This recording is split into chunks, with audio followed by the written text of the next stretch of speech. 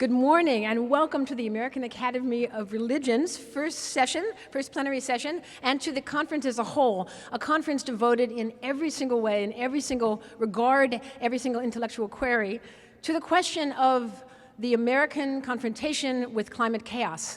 We start today by a panel that's a joint effort by PRRI, which I'll tell you about in just a minute, and the American Academy of Religion, a first effort like this, which was joining together our resources and the wonderful resources of the Public Religion Research Institute, who can tell us more than anyone else about why Americans believe what they believe, have the numbers in religion. It is an amazing effort. I hope you read the wonderful report, and I hope that, in fact, this report can ground your discussions and spur us on to action. The first presenter today is the wonderful Dr. Robert P. Jones, known universally as Robbie Jones, who's the CEO of PRRI, and he's a leading scholar, commentator on religion, values, and public life. He's the author of 2 academic books, numerous peer-review articles on religion and public policy. Dr. Jones writes a monthly column, which I'm a faithful fan of, at The Atlantic on politics, culture, and religion. His Faith by the Numbers segment is also a regular feature on Interfaith Voices, the nation's leading religion news magazine on public radio, which is carried also on NPR stations, including mine, around the country. Dr. Jones serves as the co-chair of the National Steering Committee for the Religion and Politics section at the American Academy of Religion, and is a member of the editorial board for Politics and Religion, a journal published by Cambridge University Press for the American Political Science Association.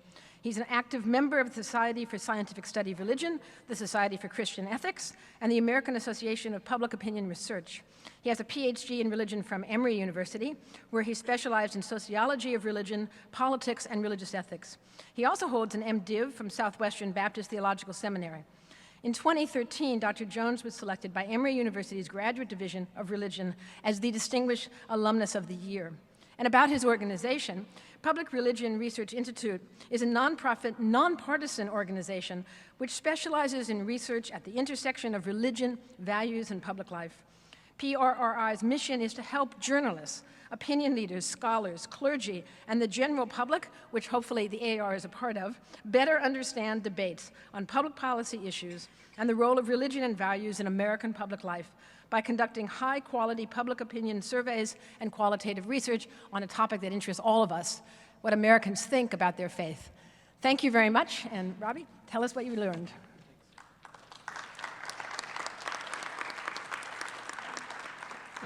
Thanks so much. Before I dive in, I'm going to introduce the rest of our panel and say a few thank yous for making this project what it is today. To Laurie's right is David Gushee. David Gushee is the Distinguished University Professor of Christian Ethics and the Director for the Center for Theology and Public Life at Mercer University. He also serves as the Vice Chair of PRRI's board, so thank you, David, for that. He was the principal drafter of both the Evangelical Climate Initiative and other evangelical documents. He's published 18 books, numerous articles, the most recent being Changing Our Mind and the Sacredness of Human Life. Sitting next to David is Willis Jenkins. He is the Associate Professor of Religion, Ethics, and Environment at the University of Virginia and author of 2 award-winning books on religion and environmental issues, the most recent being The Future of Ethics, Sustainability, Social Justice, and Religious Creativity, which was awarded the 2014 AAR Award for Excellence in the Constructive Reflective category. To Willis's right is Laurel Kearns. Laurel is the Associate Professor of Sociology of Religion and Environmental Studies at Drew Theological School and the Graduate Division of Religion at Drew University. In addition to helping found the Green Seminary Initiative, she's been a board member of Green Faith since 1995 and is now serving on the sustainability committees of both Drew University and the American Academy of Religion, where she's also chaired the Religion and Ecology Steering Committee. In addition, she has published Eco-Spirit, Religions and Philosophy for the Earth, co-edited with Catherine Keller, and she's contributed chapters to such volumes as the Blackwell Companion to Modern Theology and the Oxford Handbook on Climate Change and Society, and others. And then finally, we'll have responses from AAR President Laurie Zoloth, who is a professor of bioethics and medical humanities at the Feinberg School of Medicine and the Department of Religious Studies at Northwestern University. Professor Zoloth, who probably doesn't need a lot of introduction here, but also directs the Center for Bioethics, Science and Society at the School of Medicine, and is current president of the AAR, past president of the American Society for Bioethics and the Humanities, author of Healthcare and the Ethics of Encounter, a Jewish discussion of social justice, and numerous articles, and a national leader in the field of bioethics. So thank you to all the panelists here. The other group that I should say a big thank you to was the AAR committee that helped us design and construct the survey this summer. You'll find them if you've got the reports in your hands. You can see a list of the committee members on the inside front cover.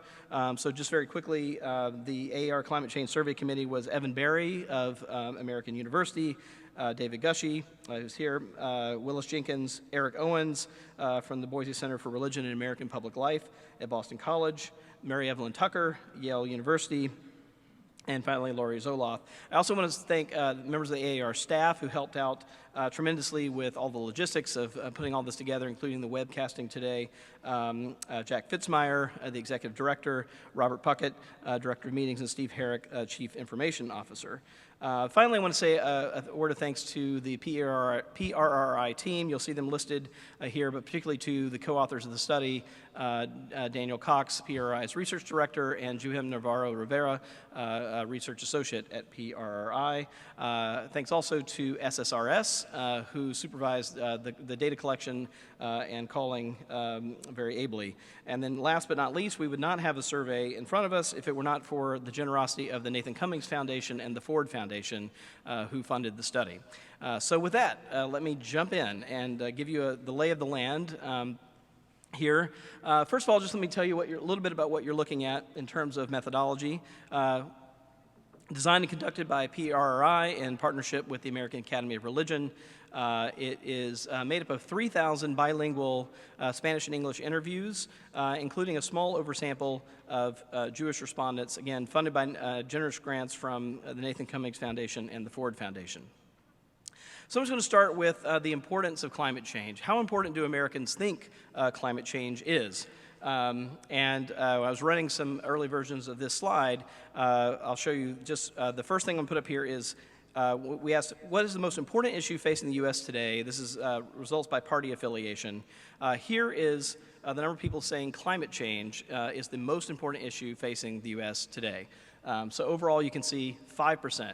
Of Americans saying that when we asked them to pick among the rising cost of education, immigration reform, the budget deficit, health care, increasing gap between the rich and the poor, lack of jobs, 5%. And you can see there actually aren't that many partisan differences here. Democrats only 7%, Republicans down at 1%, but still all in single-digit numbers here. I sort of was thought that maybe I'll just stop here, right? But I think there's more to say on the topic, so I'll unpack it a little more. Here are the other issues, just so you can kind of see. But what's topping out the list here is lack of jobs, right? So economic concerns at the top of Americans' agenda. Right behind that, gaps between the rich and the poor of all Americans, and health care. So these are the things at the top of Americans' agenda. Climate change pretty much down at the bottom. One other interesting thing, and I think a new contribution to the survey, is the question of who Americans think climate change will affect. And we found some fairly interesting things here, that only about a quarter of Americans say that climate change will affect them a great deal. And another 30% say a moderate amount, but nearly half say it'll affect them only a little or even none at all. When we asked about people in the U.S. generally, we get slightly higher numbers here, 33%, about a third saying it will affect people in the U.S. A great deal, another 35% saying a moderate amount, a little higher, but check this out. People in poorer and developing countries. So basically Americans see this as a problem outside of U.S. borders is what this data tells us. So 54% of Americans say that people in poorer developing countries will be affected a great deal. Another 20% a moderate amount.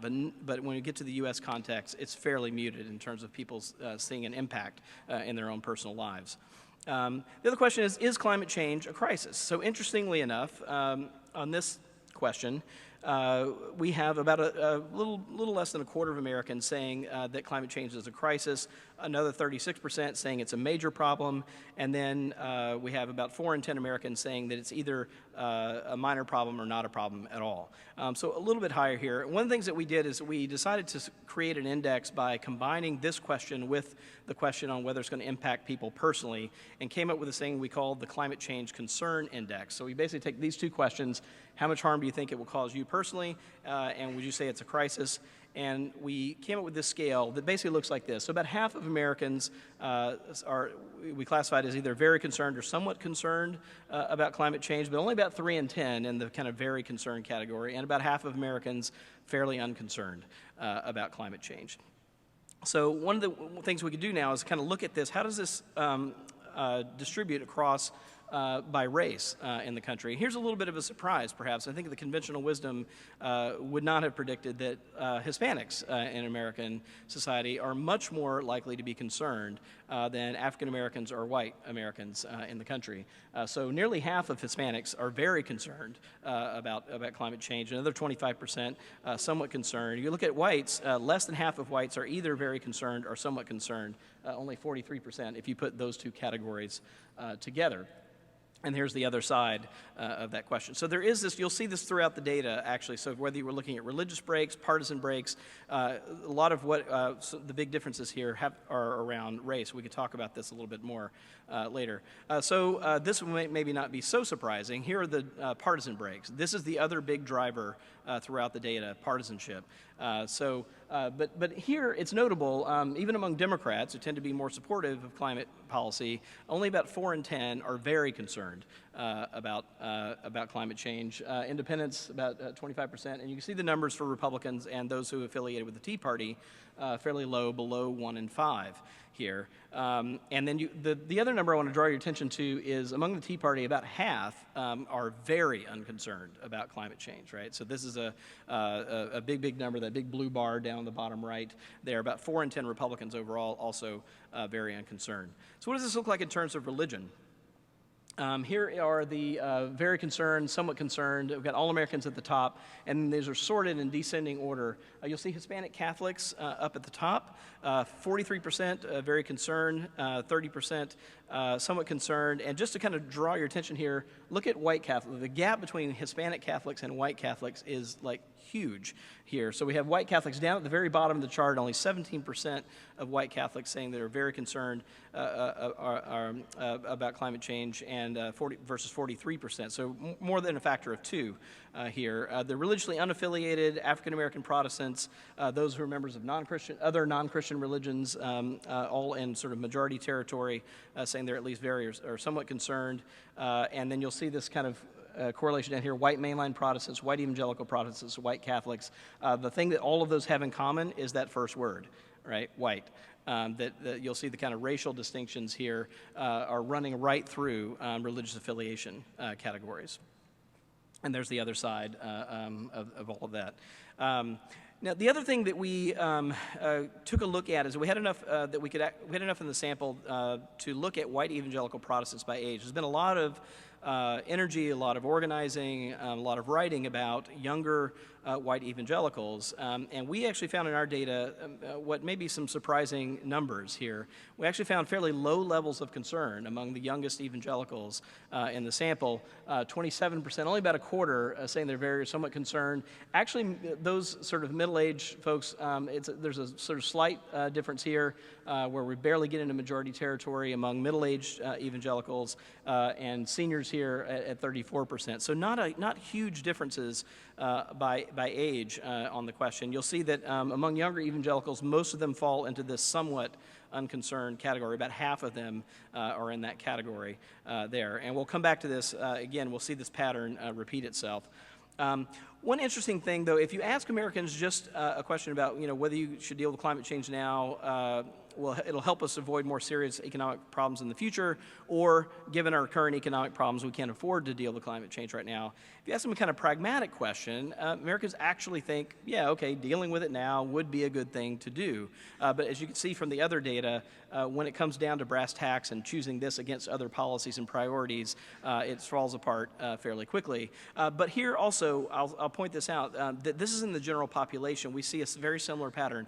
Not huge generational differences, even among the general population here. So there are slight uptick in young adults on this question at 2/3, but nearly 6 in 10 seniors as well. So it's a very modest generational differences that we see kind of across the data here. The other thing, so that's all about climate change concern. How concerned are people about climate change? Then we asked about what do people actually believe about climate change as a separate kind of question. And we ended up dividing people into 3 categories: climate change believers, climate change sympathizers, and climate change skeptics. We also had a question about what people believe about what scientists believe, right? Is there a scientific consensus on the question? Interestingly enough, we do see a small uptick, 8-point uptick compared to 2011 to today in those who say that they believe that there's a scientific consensus about human causation of climate change. Mostly that has come from people who were divided on the issue in 2011, and you'll see here that those who were that we have basically the same number of people today compared to 2011 who say that scientists actually disagree that the Earth is getting warmer because of human activity. The other thing we asked here was we were able to compare 2011 and 2014 over the last 3 years on just kind of basic question, do you believe there's solid evidence that the average temperature on Earth has been getting warmer over the past few decades or not? You can see there's absolutely no movement on this question. 3 years ago, about a quarter of the country said no to this question, and the number is exactly the same today. So we basically took some questions in the survey about the belief in climate change and human causation and created a set of factions in the U.S. here. So 3 categories, so you know what they are. We've classified as climate change believers those who believe the Earth is getting warmer primarily because of human activity. So those who answered those questions we called climate change believers. Climate change sympathizers we classified as those who believe the Earth is getting warmer, but they believe it's not human cause, it's primarily due to natural fluctuations, or they're unsure about what's causing it. And then finally, climate change skeptics we've categorized as those who believe there's no solid evidence that the Earth is getting warmer at all. And this is basically the lay of the land, and a little less than half of Americans we've classified as climate change believers, about a quarter climate change sympathizers, and about a quarter climate change skeptics. One other thing that the survey did that is new is we asked all of those folks in that 26% of who were climate change skeptics who did not believe there's solid evidence the Earth is getting warmer. We asked them why that they had that belief. We asked an open-ended question, allowed them to tell us whatever they wanted to do, and then we coded the answers to see what they said. So basically, this is what we found. That the biggest reason that people gave was basically a look out your window response for not believing in climate change. It was, the weather in my neighborhood or in my city doesn't seem to be any different, and that's the main reason that I don't believe it, or the temperature. And then the next reason was just, well, the temperature goes up, the temperature goes down, it doesn't seem to be trending in any particular way. So that accounts for about half of people, which is the kind of very look out your window sort of response. And then finally you can see the other breakdowns. They get fairly small, other kinds of reasoning here. We only had 2% say something like, well, God is in control of climate, so it's not something I should be worried about. So who volunteered that response there. So the biggest reasons are fairly mundane, just people saying, no, it's just not my personal experience that the temperature is changing. So take a look again at the racial divides here, and we'll see the same patterns repeated as we saw on concern. So in terms of belief, Hispanic Americans much more likely to be climate change believers than African Americans are whites. Only 42% of white Americans are climate change believers. Then we have about a quarter. This number doesn't, you'll see this number is fairly steady here. It doesn't move that much. About a quarter of each group believes that warming is happening, but doesn't attribute attribute it to human causation, and then about a quarter here. But you see it upticks a little bit among whites. 30% of whites classified as climate change skeptics who don't believe the temperature is rising at all. You'll see also similar patterns among partisans here, although they're a little more pronounced than even among the concerned thing. There's almost a 3-to-1 difference between Republicans and Democrats on this question, right? So about 2/3 of Democrats, only about 1 in 5 Republicans are climate change believers. And then here's the rest of the data. The other number, again, that I want to point out is this bottom right number. So among Americans who are affiliated with the Tea Party, an absolute majority, 53%, are climate change skeptics who do not believe that the average temperature of the Earth is getting warmer. Also, 46% of Republicans are in that category. So you can see there's just a huge partisan divide on this question. Among religious groups, again, a similar pattern. The one difference here is that Jews actually move up on this question. So whereas Jews were sort of in the middle of the pack in terms of concerns about how it was going to affect them particularly, they move up and are 2/3 of Jews, climate change believers, Hispanic Catholics right below that, the unaffiliated right below that, and then after that you get about half of African American Protestants, those who are members of other non-Christian religions, and then again these same three groups, white mainland Protestants, white Catholics, and then white evangelical Protestants, really in their own category down here, with only about a quarter of white evangelical Protestants as climate change believers. And then you'll see here the other two sides. We have fairly similar numbers of those who are sympathizers across the groups, and the real difference is, again, almost 4 in 10 white evangelical Protestants who are climate change skeptics, about a third of white Catholics as well in that category. So you see this spread. And one just quick comment here about the power of partisanship. If I put this chart up and I didn't tell you what it was, this looks fairly similar to the midterm election vote distribution, right? So you would see this kind of same ordering of religious religious affiliation groups with some variation, but basically the same ordering here. So you see the power of partisanship running through it. Again, another slide just quickly on white evangelicals, Protestants by age, taking a look here. And you can see there's really no statistical difference among younger, those under 40, white evangelicals under 40, white evangelicals ages 40 to 64, and those who are 65 age or older in terms of who are believers, sympathizers, and skeptics. The numbers, none of these numbers are statistically significant, so no age differences at all running through white evangelicals. Now, I'm going to take a few minutes to unpack a few things. One of the great things about working with the AAR committee was that we actually we're trying to sort of sort out the role of spirituality, the role of theology, the role of religious institutions in people's beliefs and concerns around climate change. So I have a few pieces to unpack here. The first one that we had that was very interesting was this Spiritual Experiences Index. And we basically built an index by asking folks a number of questions about how often they had various kinds of experiences. You'll see them here on the right. A feeling of a connection to all of life, a deep inner sense of peace and harmony, a sense of wonder about the universe, a deep connection with nature and the earth. And then we scaled all these questions together, and the resulting composite index shows about 1 in 5 Americans have kind of scored very high on the Spiritual Experiences Index. Another 21% scored high. Then we have 25% moderate, 16% low, 19% very low.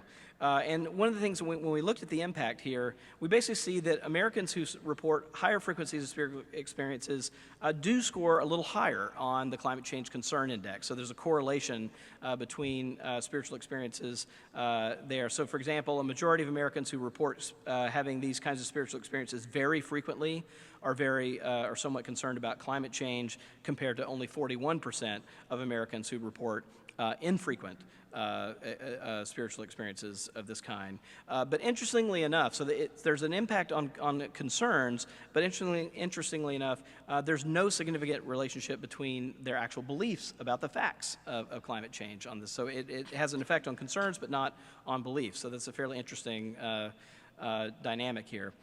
So here's a question that's actually gotten a lot of attention already in the media. We split the sample in half, and we asked one half of the sample a question that said, do you agree or disagree the severity of natural disasters is evidence of global climate change? The other half of the sample, we asked the same question, except we changed the ending. The severity of recent natural disasters is evidence of what the Bible calls the end times. So the first one I have here is by religious affiliation group, those who agreed that it is evidence of global climate change. You can see African American Protestants over here, 3/4, and some of the same patterns. White evangelical Protestants, less than half, attributing it to global climate change. So here's the kind of mirrored question asked of the other half of the sample. Very interesting here that African American Protestants are just as likely to say that the recent natural disasters severity there is evidence of what the Bible calls the end times, as they are to say it's a factor of global climate change. You see, evangelicals are the opposite way. That white evangelical Protestants, 77%, nearly 8 in 10, attribute this to what the Bible calls the end times, rather than the global climate change. Rather than to global climate change. So what's interesting about this, too, is when we looked at its correlations here, that it is sort of positively correlated. Well, the first one is global climate change is positively correlated to both concerns and to beliefs. However, this second question, what the Bible calls the end times, in the general population is not actually correlated to people's concerns and beliefs. And part of the clue there is that African American Protestants who are highly supportive and concerned about climate change are as likely as white evangelical Protestants who are not to believe this. And so it actually cancels out the correlation there. The other question we asked about were questions roughly about providence and human agency on the one hand, and stewardship and human dominion on the other hand. So we had a fairly simple question: God would not allow humans to destroy the earth. Do you agree or disagree with this question? About 4 in 10 Americans agree with this question. 53% disagree. And beliefs here are actually not that correlated either to beliefs or concerns in the general population, but there is some modest relationship among whites. So this question actually sorts whites in terms of their concern and beliefs about climate change. The other question here about dominion versus stewardship, and I'll read it because it's probably maybe a little bit hard, particularly in the back. God gave human beings the right to use animals, plants, and all the resources of the planet for human benefit, or God gave human beings the task of living responsibly with the animals, plants, and the resources of the planet, which are not just for human benefit. So 6 in 10 Americans agree with that second statement, and there is a stronger correlation there. So, for example, among climate change believers, 64% affirm the stewardship side of that question versus only 49% of those who are climate change skeptics, and we see that similar pattern among concerns about climate change. So much stronger, the question of dominion versus stewardship is a stronger influence than the question about providence and human agency there. The other thing that I think is certainly of interest to the American Academy of Religion and for anyone who studies the impact of actual congregations on the ground is this, that we asked a question about whether people had heard their clergy leaders speaking about the issue of climate change in their services.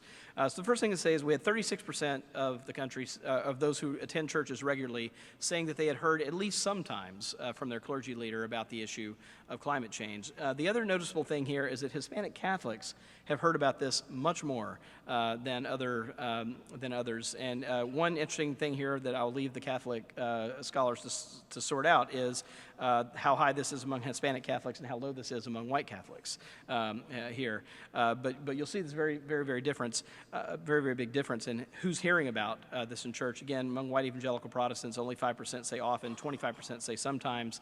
The vast majority say, though, rarely or never do they hear about the issue of climate change in their congregations. However, among those who do, it does correlate with both their beliefs about climate change and their concerns about climate change. So here are the numbers for those who say their clergy member discusses climate change either rarely or never. So only 36% of them are climate change believers, 39% are either somewhat or very concerned about climate change. But these are the numbers for those who say their clergy member discusses climate change often or sometimes. So you can actually see a distinction here. 49% of them are climate change believers versus only 36% who hear about it less.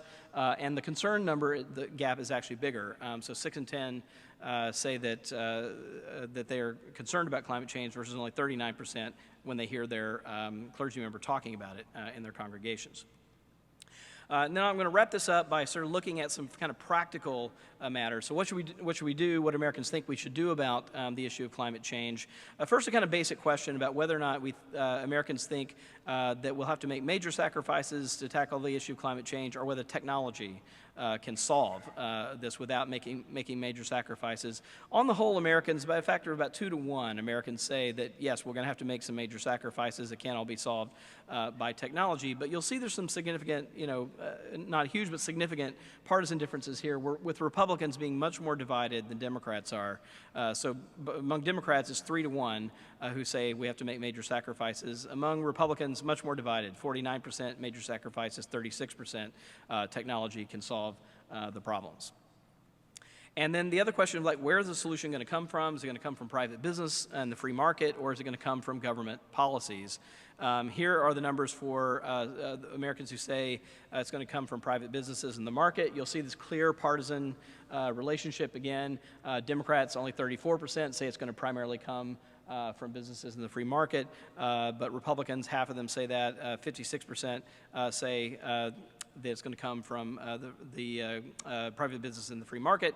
And then we look at the other side. Democrats, majority Democrats say it's going to come from government policies. Only 24% of the Tea Party, only 32% of Republicans say it's primarily going to come from government policies. But overall, Americans are actually fairly divided on the question of where solutions are going to primarily come from. And then on this question, interestingly enough, despite kind of the other data that we've seen here, we actually do say 7 in 10 Americans say that the government, and this is kind of a question really about the role of government. Should the government do more? 7 in 10 Americans say yes, the government should actually do more to address climate change. But again, here's that yawning partisan gap, right? Nearly 9 in 10, it's almost unanimous among Democrats that the government should do more. Independents look like the general population, and less than half of Republicans, and only about 4 in 10 of those who are affiliated with the Tea Party say the government should do more to address climate change. And finally, last slide here, what kind of support is there for specific policies? So we asked a whole range of policies here. The first two, and I'll read them again, and maybe a little bit small on the bottom, placing stricter limits on carbon dioxide that vehicles produce, even if it raises the price of cars. The second one, increasing federal funding for research on renewable energy, even if it raises taxes. About two-thirds, just shy of two-thirds of Americans, really a 2 to 1 ratio, favor those policies. The next two policies, they're still in majority territory, but it's a little bit more divided. Placing stricter limits on the amount of carbon dioxide emitted by power plants, even if it raises the prices of goods and services. And one that's been in the news lately, building the Keystone XL pipeline to transport oil from Canada to refineries in Texas. There is majority support. Our polling and other polling has been finding about this, 52% majority support, but 37% opposed.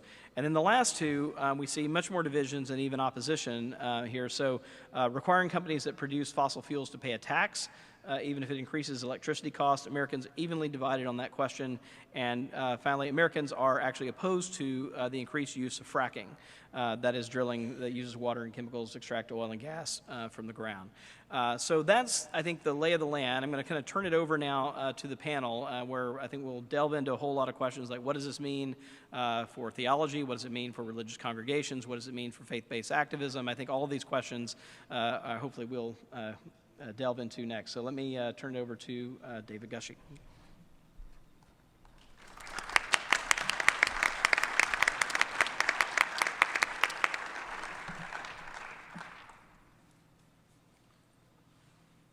Well, good morning. I'd like to thank Robbie Jones for this tremendous body of research, which we'll be paying attention to for a long time. Each of us will have noticed different things about this data. I'll focus especially on my own home community, the evangelical Christian community. But there's a few other things I want to comment on as well. So I'll make 5 basic points. First, at first it sounded like good news to hear that 69% of Americans believe the Earth's temperature is rising, compared to 26% who believe it is not. That's important. But it's not as good a news when we recognize or discover that only 46% believe in anthropogenic climate change, with 25% thinking it's a natural fluctuation or uncertain. And that middle group, they're called sympathizers. If you group the sympathizers with the 26% of Americans who are entirely skeptical, you're over half of the American people. So there's not a strong enough constituency at this time, it appears to me, for a serious response to climate problems, and that's after decades, really, of attention to the issue. So that's pretty depressing. Most of what I'm going to say is very depressing, so if you want to weep, feel free, get out your handkerchiefs, tissues, whatever. So in other words, the first main finding, that you have believers, sympathizers, and skeptics, that's an important finding. But the sympathizers are not that helpful, it seems to me. And in many ways, I think of them along with the skeptics. Though if they can be turned to move into the believer category, then maybe some things could change. Second, about partisanship. Just to go over these numbers again. For Democrats, 65% were believers, 20% were sympathizers, and 13% were skeptics. For Republicans, 22% were believers, 28% were sympathizers, and 46% were skeptics. Those are huge gulfs. The goal should be to make this issue not a partisan issue. But how we get there is something that I don't know the answer to. Third, when you look at that breakdown, again, believers in climate change, Democrats 65%, Republicans 22%, skeptics, Democrats 13%, Republicans 46%. When you look at those breakdowns, it helps to explain the white evangelical attitude and the pretty disastrous numbers that come up in the survey, and I speak from that tribe, again, not as an outside critic. But basically, the white evangelical attitude tracks with partisan identification, as white evangelicals still tend to identify very strongly with the Republican Party in the U.S. This is an issue that I have seen before on other issue areas, partisan identification really trumping everything. The first time I saw this was on torture, when white evangelicals were far more supportive of U.S.-sponsored torture after 9/11 than one would have thought that their religious beliefs would lead them to be, but it was connected with partisan identification. So one of the things we say in religious communities, at least I say, and many others, is we're supposed to be driven by our faith and the loyalties of our faith, not by partisan identification, but that often breaks down. So the nearly, though not complete, co-identification of white evangelicalism with Republican Party beliefs leads to numbers like this. White evangelicals come up as climate change believers in 27%, sympathizers 29%, and skeptics 39%. So it's not that different, a little bit better than the Republican numbers, but not by much. It may be that the education and organizing that has been undertaken by groups like the Evangelical Environmental Network and others over the last 10 years or more helps to account for the slight uptick in believers and downtick in skeptics from the GOP line, but it's not all that impressive. Fourth point, evidence of substantial religious mistrust of science and perceptions of a clash between science and religion on the part of believers is strong here, and it matters deeply. It's especially notable that the highest scores on the question that whether science conflicts with my own religious beliefs are held by black Protestants at 50% and white evangelicals at 52%. It was also striking to read that, listen to this number, only 17%, or 1 out of 6, of white evangelicals say that they pay a lot of attention to news about scientific developments. Those numbers were way lower than other religious groups. I believe that this disinterest on the one hand and sense of clash on the other between evangelical religion and science is very, very important. It goes back a long way to the fights over evolution in a sense that have never really been totally healed up. But it also speaks to other issues where the claims of medicine and science research and data coming out of the sectors of our society that produce good data appear to conflict with claims of faith or claims of biblical authority. And insofar as evangelical Christians remain impervious to the claims of science, we will, I would say, continue to play a retrograde role in American society, and this needs to change. There are a number of fine evangelical scientists and supporters of science who are attempting to change this all over our land, but the numbers are pretty depressing at this point. And then fifth and last, I want to speak to 3 specific religious belief clusters that I think are especially discouraging, and put some names on these. I may have even helped to get these questions in the survey because I wanted to see what would happen with these. The question, will God allow human beings to destroy the earth? It's a question that's important. 39% of all Americans, 39%, say that God would not allow human beings to destroy the earth, which I think more broadly would mean to destroy the ecosystems on which human life and other species' life depends. 39%, that's a pretty high number, say we are immune. Nothing we do can override what God has promised to do or would do. 35% say God gave humans the right to use animals, plants, and all other resources of the earth solely for our own benefit. That's a high number.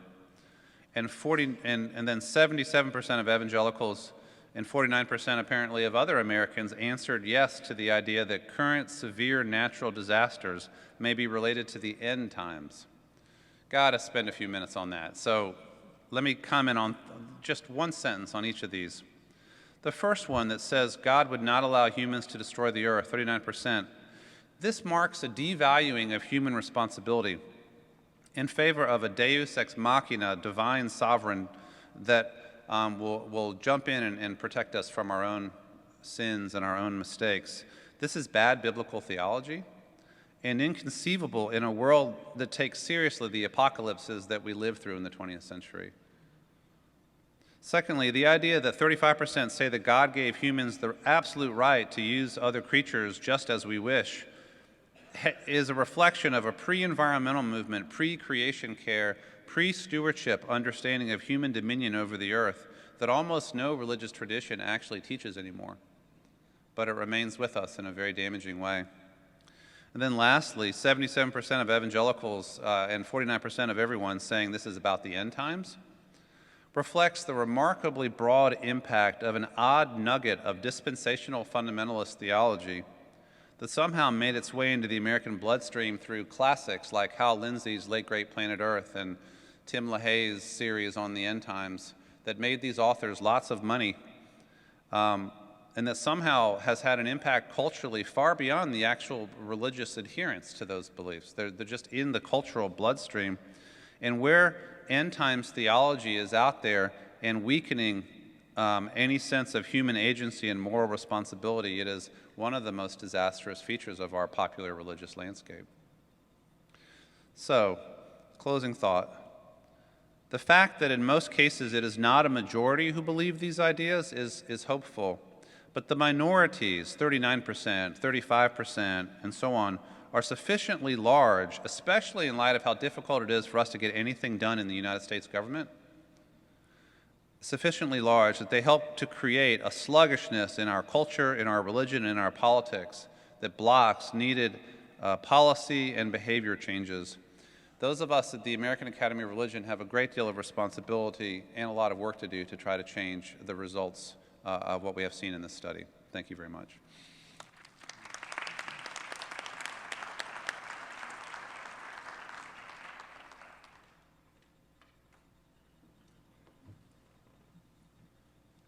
So David, that was interesting. I would almost like to just have a conversation up here. I think though, what I want to do is instead of attempt to reflect on specific descriptive findings about particular religious communities, which I really don't have expertise in, I want to think about how to receive a report like this within our academy. And I want to say, I'm really grateful to the Academy, and especially to President Zoloth for making climate change a theme in this year. Yeah, that's right.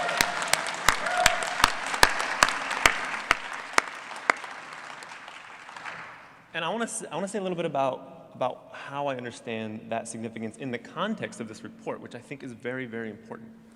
I was recently reading a report from the Ecological Society of America on its engagement with other academic societies on the question of climate change.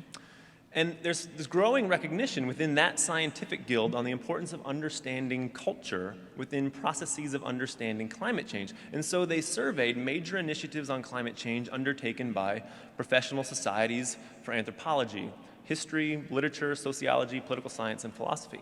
And to their credit, in the report, they also noted the importance of religion and religious dimensions of culture. And while they found an array of resources, they listed various things you could go to find this, they couldn't list a similar focus from a professional society for them to report. So this sort of research and this thematic focus of this meeting is not only important for us understanding some new dimension of our culture, it's important for shaping cross-disciplinary inquiries in the study of religion, and I think in shaping the role of religious thought in producing knowledge about climate change. So, I'm gonna organize what I have to say around four critical questions.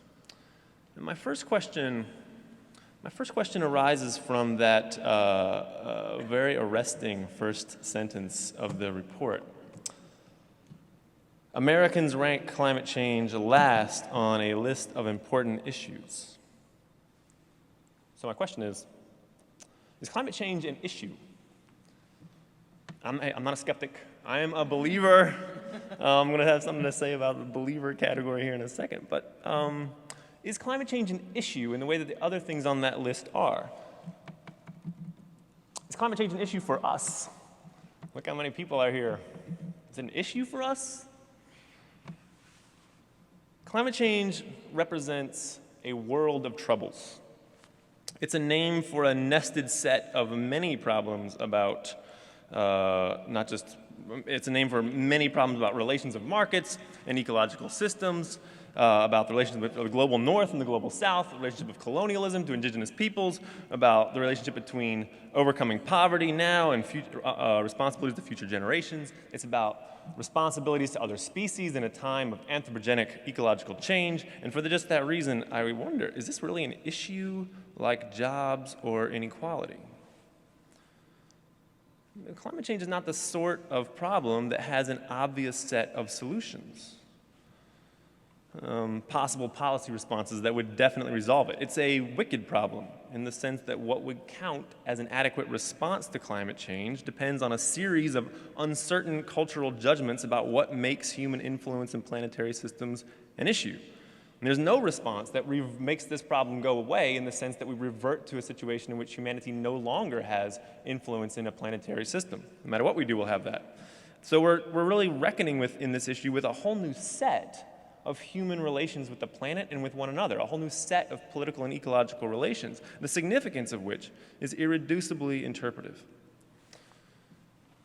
In that same Ecological Society of America report that I mentioned, the scientists write that the issues involved in climate change will go beyond climate to the basic questions of the Anthropocene. What will we make of our new planetary relations? How will humans transform themselves as they interpret those planetary responses? Those are big and irresolvable questions, and you can see why they went looking for the humanities. Views on those big and irresolvable questions may matter for how climate change is made a problem, and so what would count as an adequate response, and so the kinds of things that scientists should be researching. Now, I say all that because my concern here is in how a report like this could be received. My concern is that this survey will be read by some to track the relative support among religious groups for what the political scientist Dan Sarowitz calls the plan, a single global course of action, the obvious solution justified by a clear reading of the scientific consensus on the facts. And by those lights, this report could show, Hispanic Catholics are kind of getting the issue, but those white evangelicals are just not getting it. And as Rob established, almost no one ranks it as a very serious issue. Okay. So should it be surprising, though, given that climate change is a wicked problem in the sense that I've just outlined, that it ranks low among issues that appear more immediate to the interests of individuals and whose solutions the solution set, even if it's controversial, the solution set seems more obvious. Of course, I mean, yeah, and I'm going to make it clear. Climate change discourse has clearly been corrupted and manufactured by fossil fuel interests in this country. No doubt that's reason enough to support divestment from fossil fuels in our institutions, yes. But I want to note that despite its relative low priority on that list of issues, the survey also finds a majority of respondents thought climate change is a crisis. They would say, yeah, it's a crisis, it's a major problem. A crisis or a major problem, yeah. So what explains that discrepancy? And I would say, look, that's for sociologists to follow up. There's more research to be done here. I would guess it has something to do with the wickedness, the vagueness, the irreducibility of interpretation that goes into the problem. It overwhelms moral cognition, and there's lots of great evidence from cognitive sciences on this. Climate change is not the kind of issue that lights up as an issue in our brains because we have to sit down and work through all these probabilistic relations and then think about how we feel about obligations to future generations. There's lots of calculation. By the time you do all that, it's hard, you're not outraged anymore. It's not like somebody violated someone that lights up as an issue, right? Okay, so that means I think for us as religion scholars, the really interesting questions are about how can we figure out the ways that religious communities might open possibilities of acting in the interpretive complexity of climate change? Are there resources within religious practices for overcoming or meeting those obstacles to moral cognition? How do various communities appropriate climate change as an idea to work on those other issues that do matter more to them, poverty or inequality or pollution? How do they implicitly or explicitly interpret the global political relations, the historical colonialism, those new Anthropocene relations? How are they using climate change to do what they want to do as a community? That's interesting, right? Even if they don't make climate change the direct object of their action. Okay. My second question is lack of consensus the most important impediment to meaningful action? The survey's title promises insight into why Americans are conflicted on climate change, environmental policy, and science. To what extent is cultural conflict over climate change an obstacle that must be overcome before meaningful action can take place? Mike Holm, a climate scientist who is giving a talk here to the American Academy of Religion on the legacy of his very important book, Why We Disagree About Climate Change, has argued that disagreement is a sign that there's cultural investment in this problem, in this set of wicked and nested issues. We should be asking, what is the idea of climate change doing for our cultures? It's probably less helpful to ask, as Holm complains that the IPCC does, for our cultures to align themselves up with science, as if it were obvious what that means here. In other words, the conflict isn't necessarily defeatist. It's a sign of cultural ferment in the face of a deeply interpretive problem, a complex, concerning, maybe overwhelming problem. And precisely because climate change is important, because the picture presented by the basic science is at once so complex and carries these far-reaching questions about how humans should understand themselves, we should expect diverse responses. And again, some of our pluralism is bad faith pluralism, and we want to figure out how do you confront that and judge it as such. But not all of it is. Again, for our research inquiries, what kind of religious productions are happening within the space of climate change? Or how does the idea of climate change give rise to new religious practices? Or how does the ambient pressure of climate-related questions inflect existing religious practices or existing spiritual anxieties or feelings, right? We have scholars who can have angles of inquiry into such things. Can we think about how climate change is a kind of cultural condition that lights up possible ways of thinking about experience? Right, just think about how there are climate-related questions in the ways that people are intentionally changing their food practices and finding a kind of spirituality in them. That's interesting. We should think about that. We should find ways of inquiry into it. Okay. Last question I want to raise. What does it mean to be a believer in climate change? What does it mean to be a believer in climate change? Or what significance should we draw from the finding that white evangelicals tend to be skeptics, while black Protestants tend to be believers? Now, there's a lot going on in that difference, something that deserves research follow-up. But should we organize that inquiry around belief and skepticism? When I read that, I thought of Matthew Nisbet's research on frames. You know, people think in storylines, he argues. So what storylines are represented in the difference of black Protestants from white evangelicals on this issue? Or consider Daniel Cahan's work on cultural cognition, drawing on the anthropologist Mary Douglas, who writes that cultural values shape the perception of risks before we come to the problem. Cultural values shape perceptions of risk that organize how a problem appears to us as a problem in the first place. So I was very interested in finding that white Americans across all religious groups do not perceive climate as very likely to harm them, while Hispanic Catholics and black Protestants, or non-whites in general, were more than twice as likely to think that it will harm them.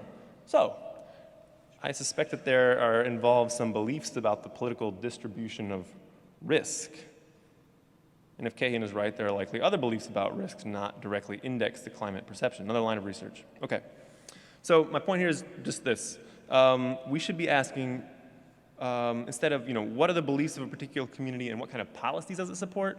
Maybe we can ask, in addition, how is some community or movement using their metaphors or their beliefs, their narratives and practices in order to make sense out of climate change? Again, I want to thank you for this research. It's hugely important. I think it stimulates all kinds of questions, and I'm grateful for this thematic focus. Thank you.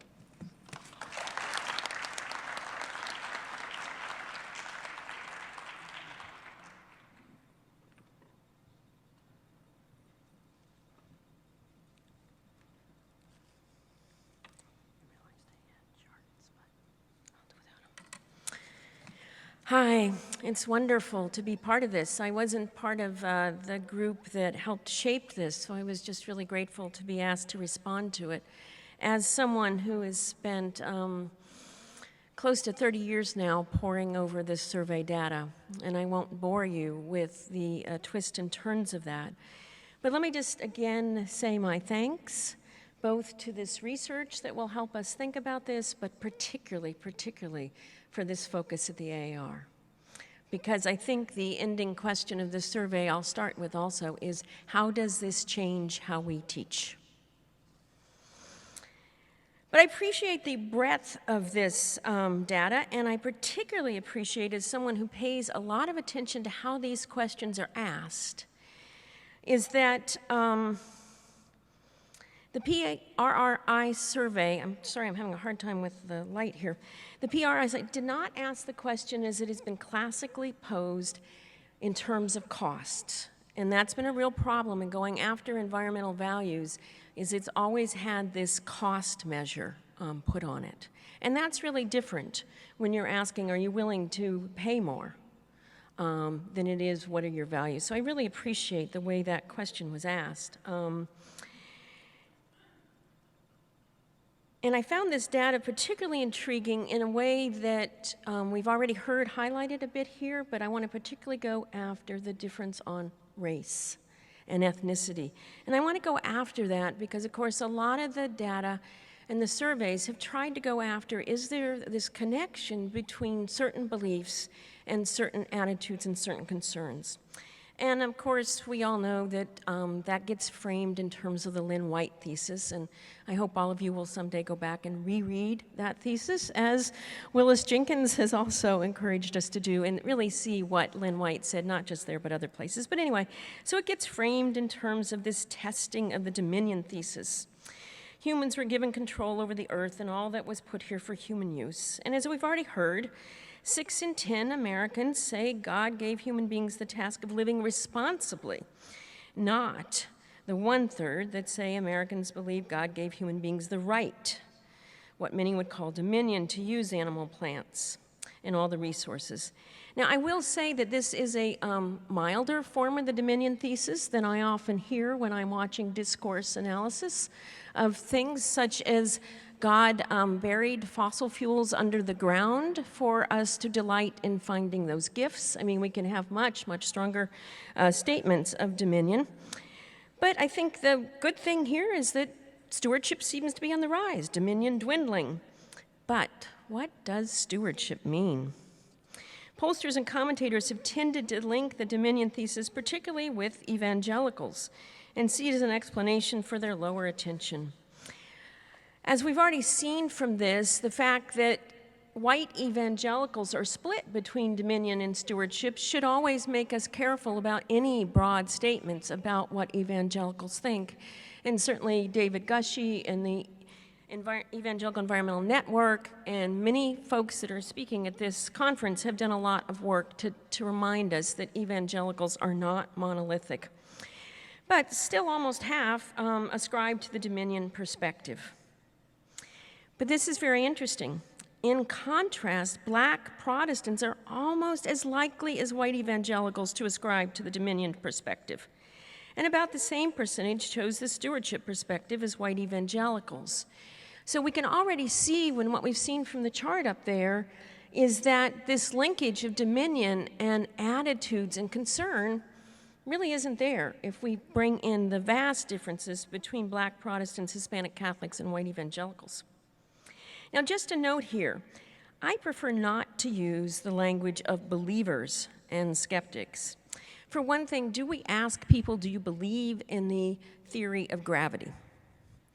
But I also am very cautious about this because I watched in the late 2000s the sort of talking point go across the, we might say, spectrum to say, well, that's a theology of global warming. That's a belief in global warming. That's a religion of global warming. And so it was this deliberate casting that global warming, climate change was something you could choose to believe in or not.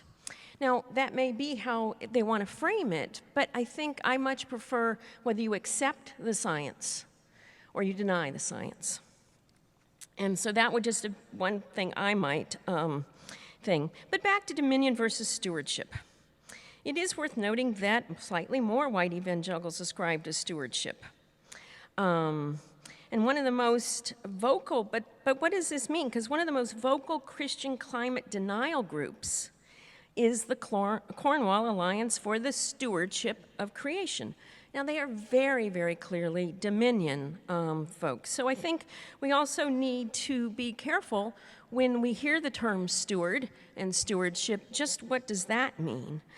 Even as we in surveys then try and tease out. So I just think a lot of folks who might use the stewardship language might not be the same stewards that we hope to encourage here, but more wise use folks. Okay, so I had some charts up here and I didn't get them pulled up. So I'm just gonna, what I wanna do is if we take the classic sort of belief measures that have been used in the data to say these beliefs characterize someone as conservative Christian or evangelical, if we put white evangelicals and black Protestants up there, they are amazingly the same. Biblical literalism, almost identical. So if we go through all of these various measures that were here, whether it's on religion being the most important or very important in your life, biblical literalism, view of God as a person, end times, I just love how striking that end times chart is about black Protestants use the language end times, and they're just as likely to see it in national disasters, and they are twice as likely to be concerned about climate. So end times being a reason that white evangelicals don't think climate change is something we need to be concerned about. Again, this survey really challenges that. And also what I call the omnipotence or the providence scale of God won't let this happen. Again, white evangelicals, black Protestants, particularly close on this, Hispanic Catholics, again, are coming in on these measures very close, and yet we know from what was already up here that their climate change concern is quite different. So I just want to hopefully emphasize how much this report makes the point that these beliefs that the data and the former surveys try and link, they're really about white evangelicals. Now, just a couple of more points here that I wanted to make. In terms of the findings on science, some of the research out there says that we really need to start making a big distinction about what people mean by science. And one of the ones that's been particularly interesting to me is the difference between production science and impact science. In other words, more conservative folks, religiously and politically, they like science that is technology. It's about what can we do? What can we produce? It's very optimistic. What they don't like is science that's about the impact of those technologies. So they don't like the EPA. They don't like things that show us about toxicity and pollution. So we really need to be careful when we're measuring science on those measures. Another one I wanted to just quickly touch on is often is the distrust of science. And we've seen, religious people don't trust science. That's why climate change. We really see some differences when we look at race and ethnicity here. But I also want to say that we see the measures are a little tricky because we look at Jews and unaffiliated. They are the most likely to say that religious people don't trust science, but it's not about themselves. So we have some people replying it's about themselves and some people replying it's about those religious people. And so I just think we have some interesting things there about. Another measure that's classic is education. Again, here if we look at Hispanic Catholics, they are the highest percent of only a high school education, but as we saw, they're also some of the highest to be concerned. Jews are the highest in terms of educational level of attainment, and they are also likely to be concerned. So education gets blown out on this. And just a couple of more that we didn't tease out already is if we look at the charts about which groups are most likely to see climate change as affecting them or affecting the U.S., that's where we see Black Protestants and Hispanic Catholics, again, very, very high. So one of the things I want to suggest, it's not just party affiliation, which comes through clearly, but the groups with some of the highest concern are the ones who already know what it feels like. And that's Katrina, that's Sandy, that's some of the natural disasters, that's knowing what the color of the people around the globe who are going to be affected the most. They're poor and they're people of color. And so I think that sense of empathy and experience is a big factor here that we haven't quite pulled out. The last thing I want to say, well, actually two last things, but real quickly, this survey does a lot about beliefs and attitudes. It doesn't ask about action. And that's a real different thing when we get to it. And I'm just going to quote real quickly here a recent Eco-America survey. It showed very similar high measures of agreement that climate change is happening among African Americans, Asian Americans, and Latinos. And yet, when asked what they would do to make their views known, or had they taken steps personally or politically, those percentages dropped in half. So it's a big difference between saying, what are your attitudes and what are you doing? And of course, what we know is that talk is cheap, walk is where it counts. And finally, two last depressing findings on this. We didn't pay as much attention on the focus on where people are getting their science news. That is a big factor. We certainly see that it's more and more coming from the internet. And the problem with the internet as a source of science news is the algorithms for searches. So if you go on and Google already knows that you are a climate denier, that's the kind of, you're going to get more of that coming up on your screen. So in other words, when we do searches on the internet or the kind of places that are plugged into for news already reinforce the attitudes you bring into it. So I think the fact that more and more of science news is coming from the internet, we do know that something like PBS and NPR, they've cut their science staffs. So the other thing is, of course, the news media likes to say, well, we've got this debate.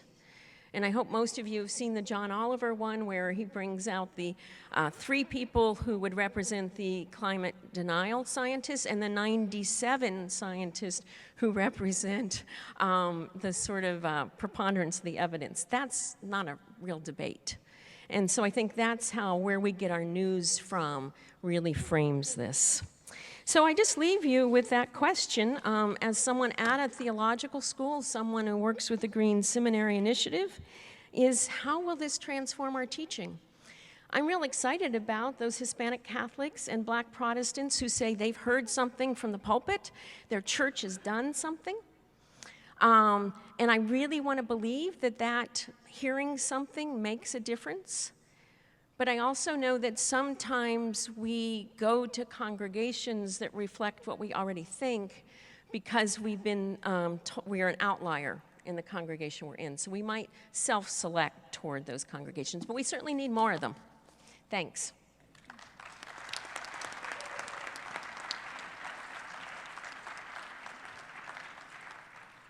I always wonder, Robbie, if you had done this survey with people who live in Buffalo this week, how would have it worked out, right? It's cold outside. It's cold.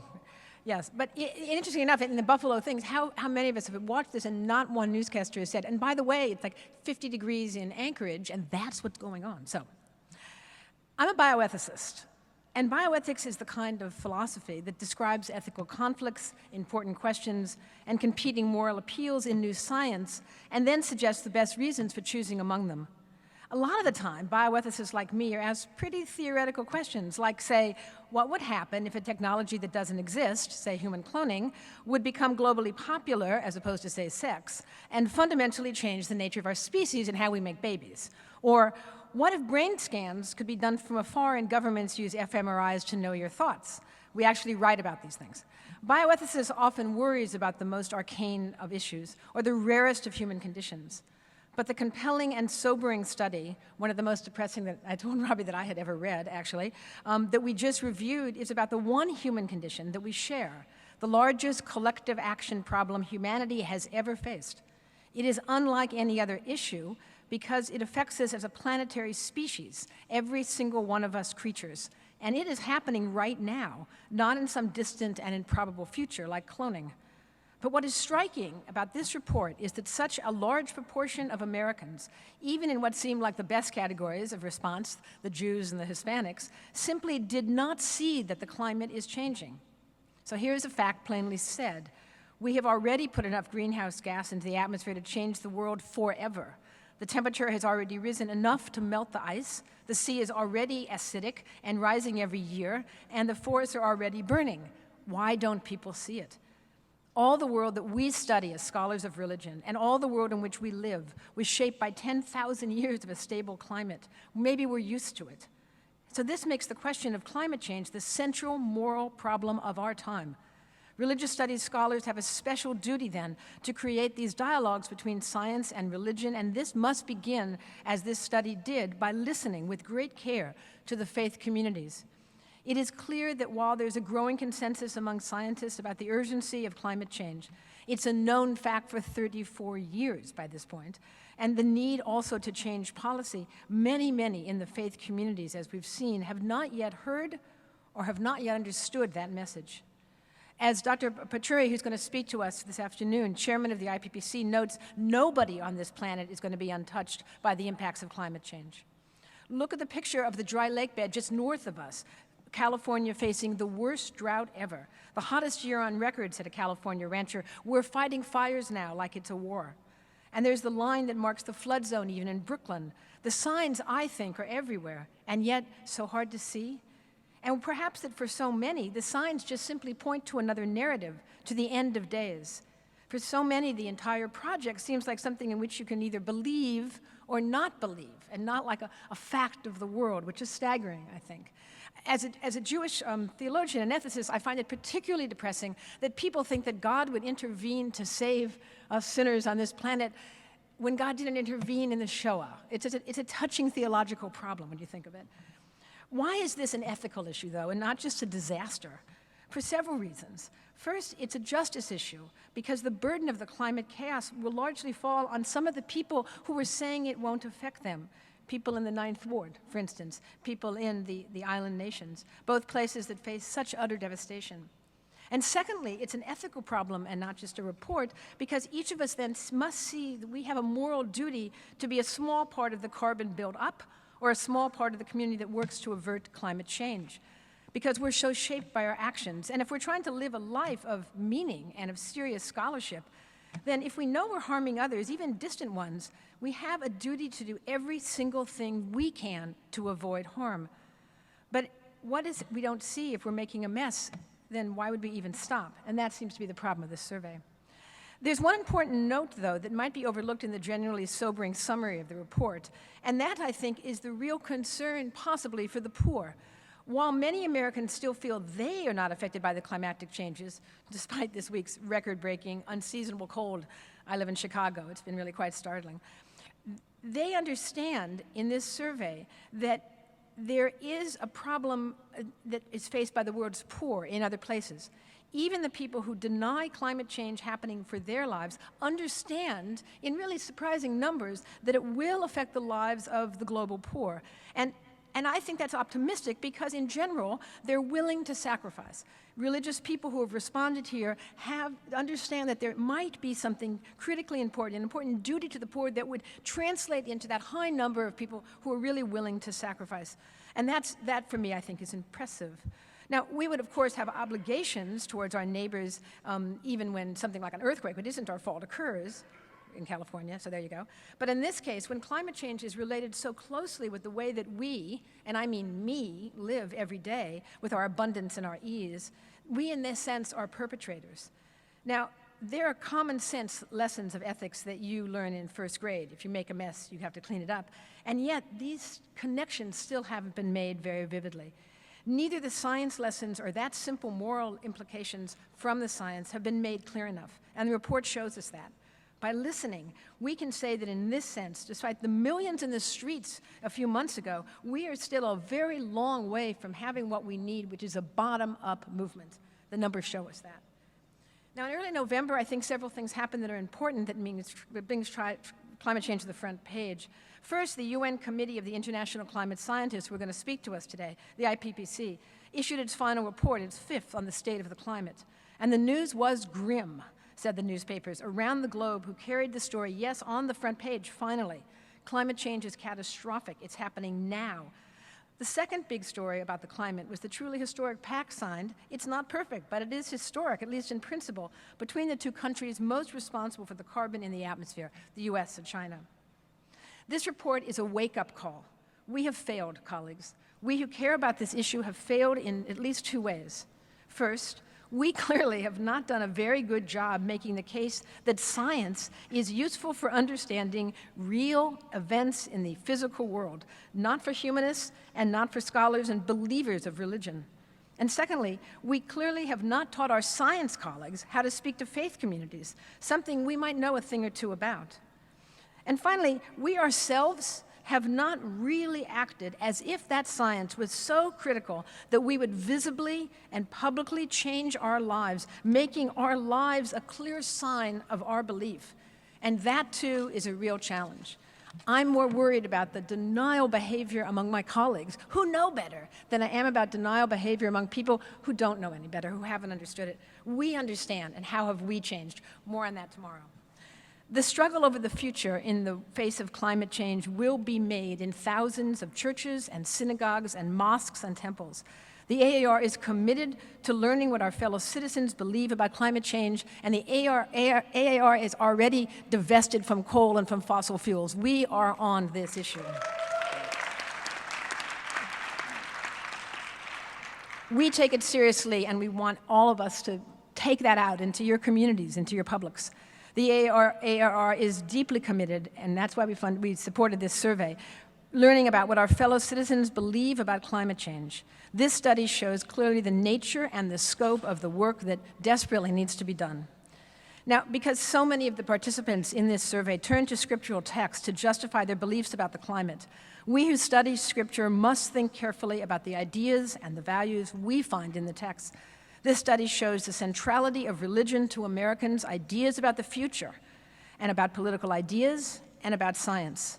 So thank you, Robbie, very much for this survey, for knowing how to address us carefully, and to know that this problem must begin really with listening to our neighbors. And this has been a fine way to begin. Thank you.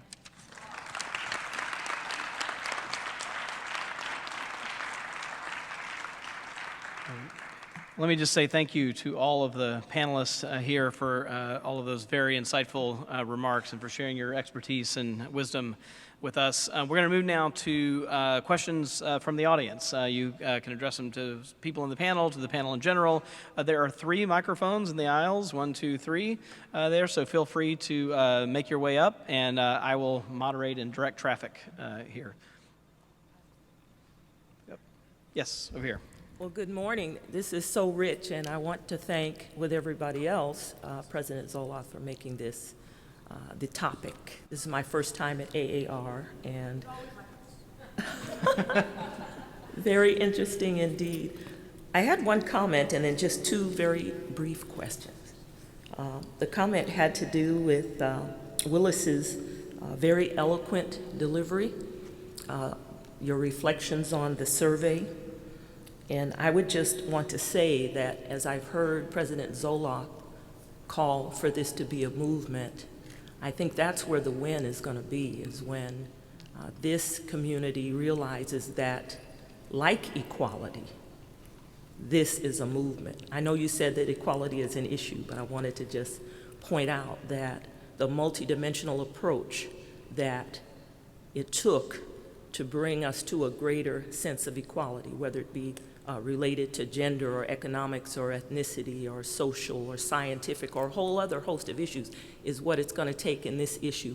And even as the arc of the universe was long and is still bending toward justice, maybe it will for this movement too, if we see it as a movement and not just as an issue. My 2 quick questions have to do with the survey itself. Maybe I misheard David Gushee when you pointed out that there was a seeming conflict between the Black Protestant belief in global climate change and Bible end times.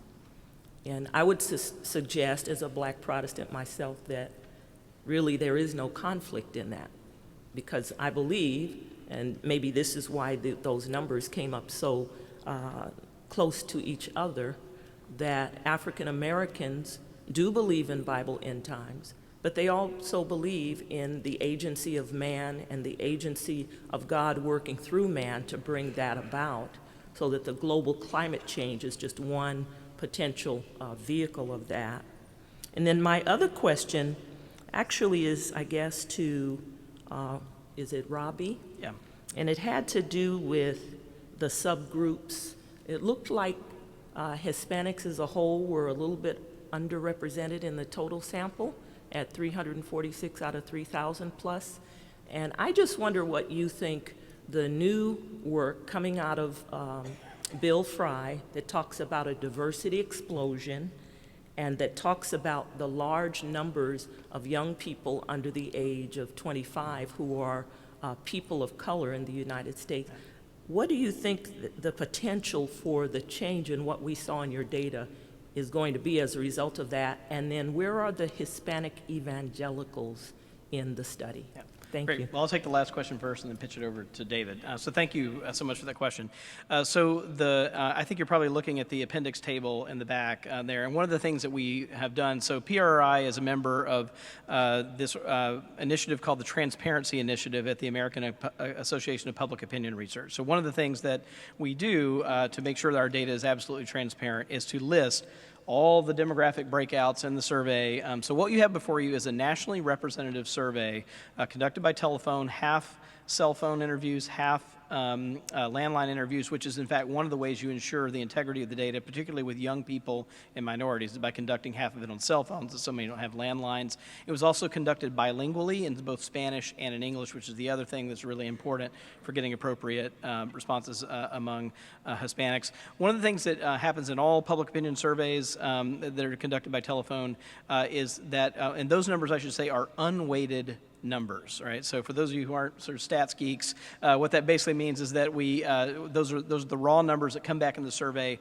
Then, but the final results that you saw here are reweighted so that Hispanics are weighted appropriately to represent their proportion of the population. So these numbers are in fact representative of Hispanics as a whole in the country. So let me kick it over to David. Oh, Hispanic Protestants. Yes, sorry. Yes, so it's a representative sample, and in this sample at 3,000 Americans, we actually do not have enough Hispanic Protestants to break them out separately as a category. Yeah, so Hispanic evangelicals, right? Yeah. Well, Hispanic Protestants tend overwhelmingly to be evangelical. But we don't have enough in this sample to break them out separately as a group. I mean, typically we need at least 100 cases to have some statistical confidence about. So they're there. Their views are represented in the aggregate, but we don't have enough to break them out separately to see their numbers. So, David, I don't know if you'll take the other question. Your question helpfully points to the need for, I mean, if we're going to have this many people scripting their understanding of what's going on in the newspapers as fitting into an end times narrative, and the question was not detailed, it just gave people that option to answer a sign of the biblical end times, and a very high percentage said yes. Anyway, if we are going to look at that more closely, then your question points to various versions of an end time script. The most familiar version of the end time script that I have run into in at least white evangelical and fundamentalist Protestantism has very little role for human agency, or certainly very little role for human beings making good choices that might affect or forestall apocalypse. In general, the script looks like God has a plan that will bring cataclysm on the earth in preparation for some, the return of Christ and some final end state. And human beings make horrendous choices that fit into the script, and there's nothing that a human being can do to change the script itself. So there's drought and famine and so on, but that's all part of the end times. Where I first ran into this in a terrifying way was when it was during the 80s when Ronald Reagan was president, and he was reading end times literature related to nuclear weapons being a part of a global apocalypse that would trigger the end times. We don't really want our presidents reading those kinds of books when they have their finger on the nuclear button. So when I think end times script, I think one disaster after another that human beings are a part of, but the worse the decisions, the more catastrophic the outcome, the better, because that's all part of the apocalyptic scenario. So if there are other versions of end time scenarios that have a role for human moral agency that might lead to outcomes that are more constructive, I would be happy to know that they're out there, but that's not generally what I run into. I can just say a Jewish version of end times has to do with the fact that the Messiah comes not to bring a perfected world, but the day after the Jews have made a perfected world. So it's totally on agency and not on redemption in that sense.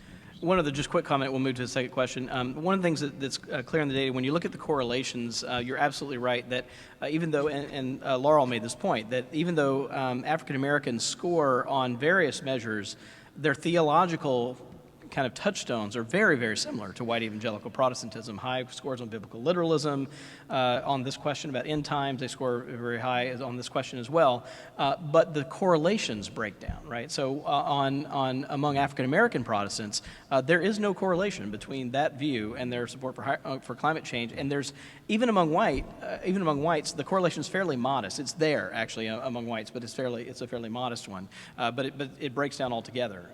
So that I think those separate pathways are, I think, for theologians in the room, I think this is a really interesting phenomenon, right? So what happens to very commonly shared theological commitments that then run on very different tracks based on cultural experiences, history, racial experience, all of that. So, yeah. Well, let me go to the center here. I'm going to kind of rotate here. Yeah, we'll go. Well, Yeah, it's on. Oh. Thank you for a very stimulating presentation. I wrote all over my sheet here with all these notes, which I won't read, of course. But one question that comes up for me, something that I see kind of through the lines in this report, but not very prominently, is the question of the role of economics in this whole problem. Really to me, climate change is a symptom of a larger problem that's economic. And I'm wondering, in terms of this issue of denying the science, there's a deeper motive to this that's economic. And in terms of the irresolvability of the issues or irreducibility, when the issues were presented, climate change is an issue along with economic issues that were separate, to me just seems completely false. The ecological crisis is an economic crisis. It's a symptom of an economic crisis. So I wonder, what are the deeper issues of American denial of the problem of our economy, the need to reduce our consumption, to limit our GDP, to overhaul our whole economic system? That's where I think you have a much stronger denial going on that includes both political parties. Democrats are in complete denial about the economic causes of climate change. And until we can get to a discussion that gets to the actual causes, of course we're not going to move into action because the action is economic. Yeah. The beliefs are more related to science, but you also have to get economics into that belief structure to then move into action like divestment. It's Can I ask you to get meaningless. to a question? We have a number of people lined I'm up. just- So can I'm you just put wondering it to a how- question? Yeah, how would economics play into this data set for you? And is there a way maybe to ask some questions to bring out these problems or the element? That was also in my some of my other thinking about this, and I think there's a couple of different things. There's one thing about where is your position in the economic system, and how does that then reflect? But the second thing is then how would you frame economics? And I think that's what you're getting at. And we do know that the work of Matthew Nisbet on framing, that's where a lot of the climate denial movement has been so successful, is they constantly frame it, if it's in a religious framework, that it'll hurt the poor, that we can't afford it. And so there is some interesting data in there about that free market and sort of who it'll hurt and stuff. But I think there is a lot of place to explore where you are in the economic order and what you think the economic order is. Because if you come from a constituency where economic justice and injustice is very clear, then I think you have a very different sense. I mean, it's so striking that it's white Christians who come out really low on these concerns because they don't think it's going to affect them, and they probably think they can afford to deal with it. Let me just say one thing. Let me just, That's all. this was on? So let me just say one thing about this, is that there is going to be an economic impact on this. When you discuss a moral issue that supports the way the world is, it is always about taking a hit, taking a loss. And that started with Pharaoh, right? And it goes through how we debated child labor, how we debated slavery. Any of the issues where you say, we're going to take a moral stand will mean that we have to sacrifice. And that's when I keep pulling again and again, the important thing for us in the AAR as scholars is, are we willing to take that kind of sacrifice in your own life? And that's the question for us. So when it's not about other people not getting it, it's also about us living in such a way that our bodies, our lives are a sign for the fact that we get it. And that will mean some losses economically for each one of us and for us as an organization. I think that's just, we better start thinking about that. It's not, ultimately, look at us. Look who we are. Look at the invisible hands that serve us to be sitting in this room, that clean the floors after we're gone. We need to act in such a way that we see all of that. And that means some losses for us, and that's just true. So we're not economists, we're moral theorists, and that we ought to do what we're good at in that way, I think. Yeah. I mean, just one quick comment on this. One of the things that we saw kind of behind the Latino numbers is that we saw two things. That One of the things driving them particularly is there's a difference between foreign-born Latinos and U.S.-born Latinos on the question. And U.S.-born Latinos look about like the general population in terms of concern and beliefs about climate change, but foreign-born Latinos who have many more connections to the developing world actually have higher concerns here. So that's part of what's driving this, and I think it's also what's driving African-American concerns is being closer to kind of economic vulnerabilities actually is registering in terms of concerns and impact about climate change. It's one thing insulating whites from saying this is going to affect them because they're higher up the socioeconomic chain. Let me go here. Thank you. Yeah, Mike Hume from King's College London. So thank you for this survey, a fascinating insight into how Americans are thinking about climate change. My observation would be that the headline results really reflect the way in which climate change has been framed in public life over the last 25 years as an issue increasingly where science has been seen by many as indicating what has to be done, by when and how, and people react against that type of framing. And so climate change becomes an article of faith. It's wrapped up in people's individual or collective identity. And so if you introduce a survey through the lens of climate change and ask a whole lot of questions about what people believe, then of course you're going to find this polarization because people's sense of personal or collective identity seems to be threatened or challenged by the way in which climate change has been framed. And what I found interesting in the survey was that it does seem to me open up the possibility of completely different ways of framing many of the issues that actually people are concerned about. 5% only are concerned about climate change as an issue. 18% are concerned about increasing gap between the rich and the poor. So actually, if we were able to get away from this obsession with climate change as the filter, and actually think about issues that people are concerned about, extreme weather and what impacts it has on people, secure energy, gaps between rich and poor, the poor and poverty. These are the things that actually people are concerned about. And so we should be focused on how do we get action in the world on these issues and not about climate change. And so to suggest to David Gushee, who asked at one point, he doesn't know how to reduce the partisanship around climate change. Well, the way to reduce the partisanship around climate change is not to talk about it as climate change and to talk about it as these other issues. Would the panel agree with that? So David, maybe Willis, want to comment on that as well? Well, Mike, I totally agree. I find your work and your analysis very convincing about the most productive and pragmatic ways to think about those, to disaggregating the multiple challenges that are collected within climate change, and to recognize and acknowledge how climate change becomes an icon of personal identity through the very many frames that are actually the not that many frames that are current in our public discourse. We want to see the multiplication of frames, and we want to see the disconnection of icons of personal identity with particular policy responses to a number of challenges. That's absolutely right, and I think, I'm completely with you. We need a more pragmatic and culturally pluralist approach.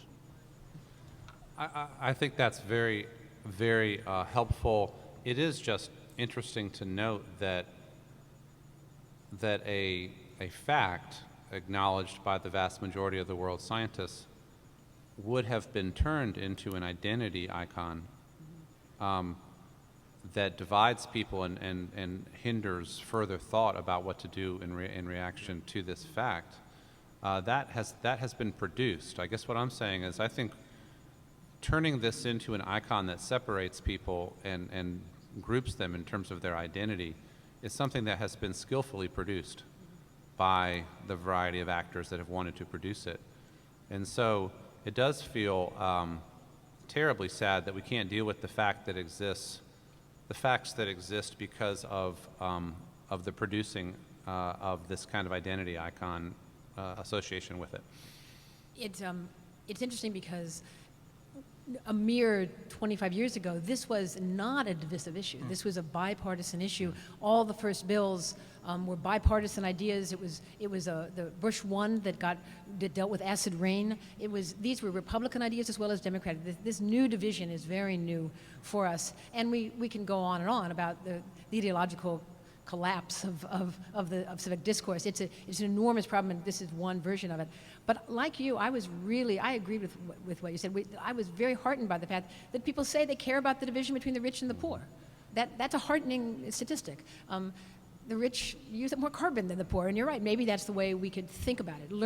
Listen carefully, learn from our neighbors what worries them, and then point out the connections between all of that concern and the reality that climate change will make it so dramatically worse in all of those ways. So I support that idea. I think it's a good one. Over here. Yep. Hi, first of all, I'm from the Society of Biblical Literature, so I want to thank AAR for doing this. I think it's really, really important, and I intend to use this.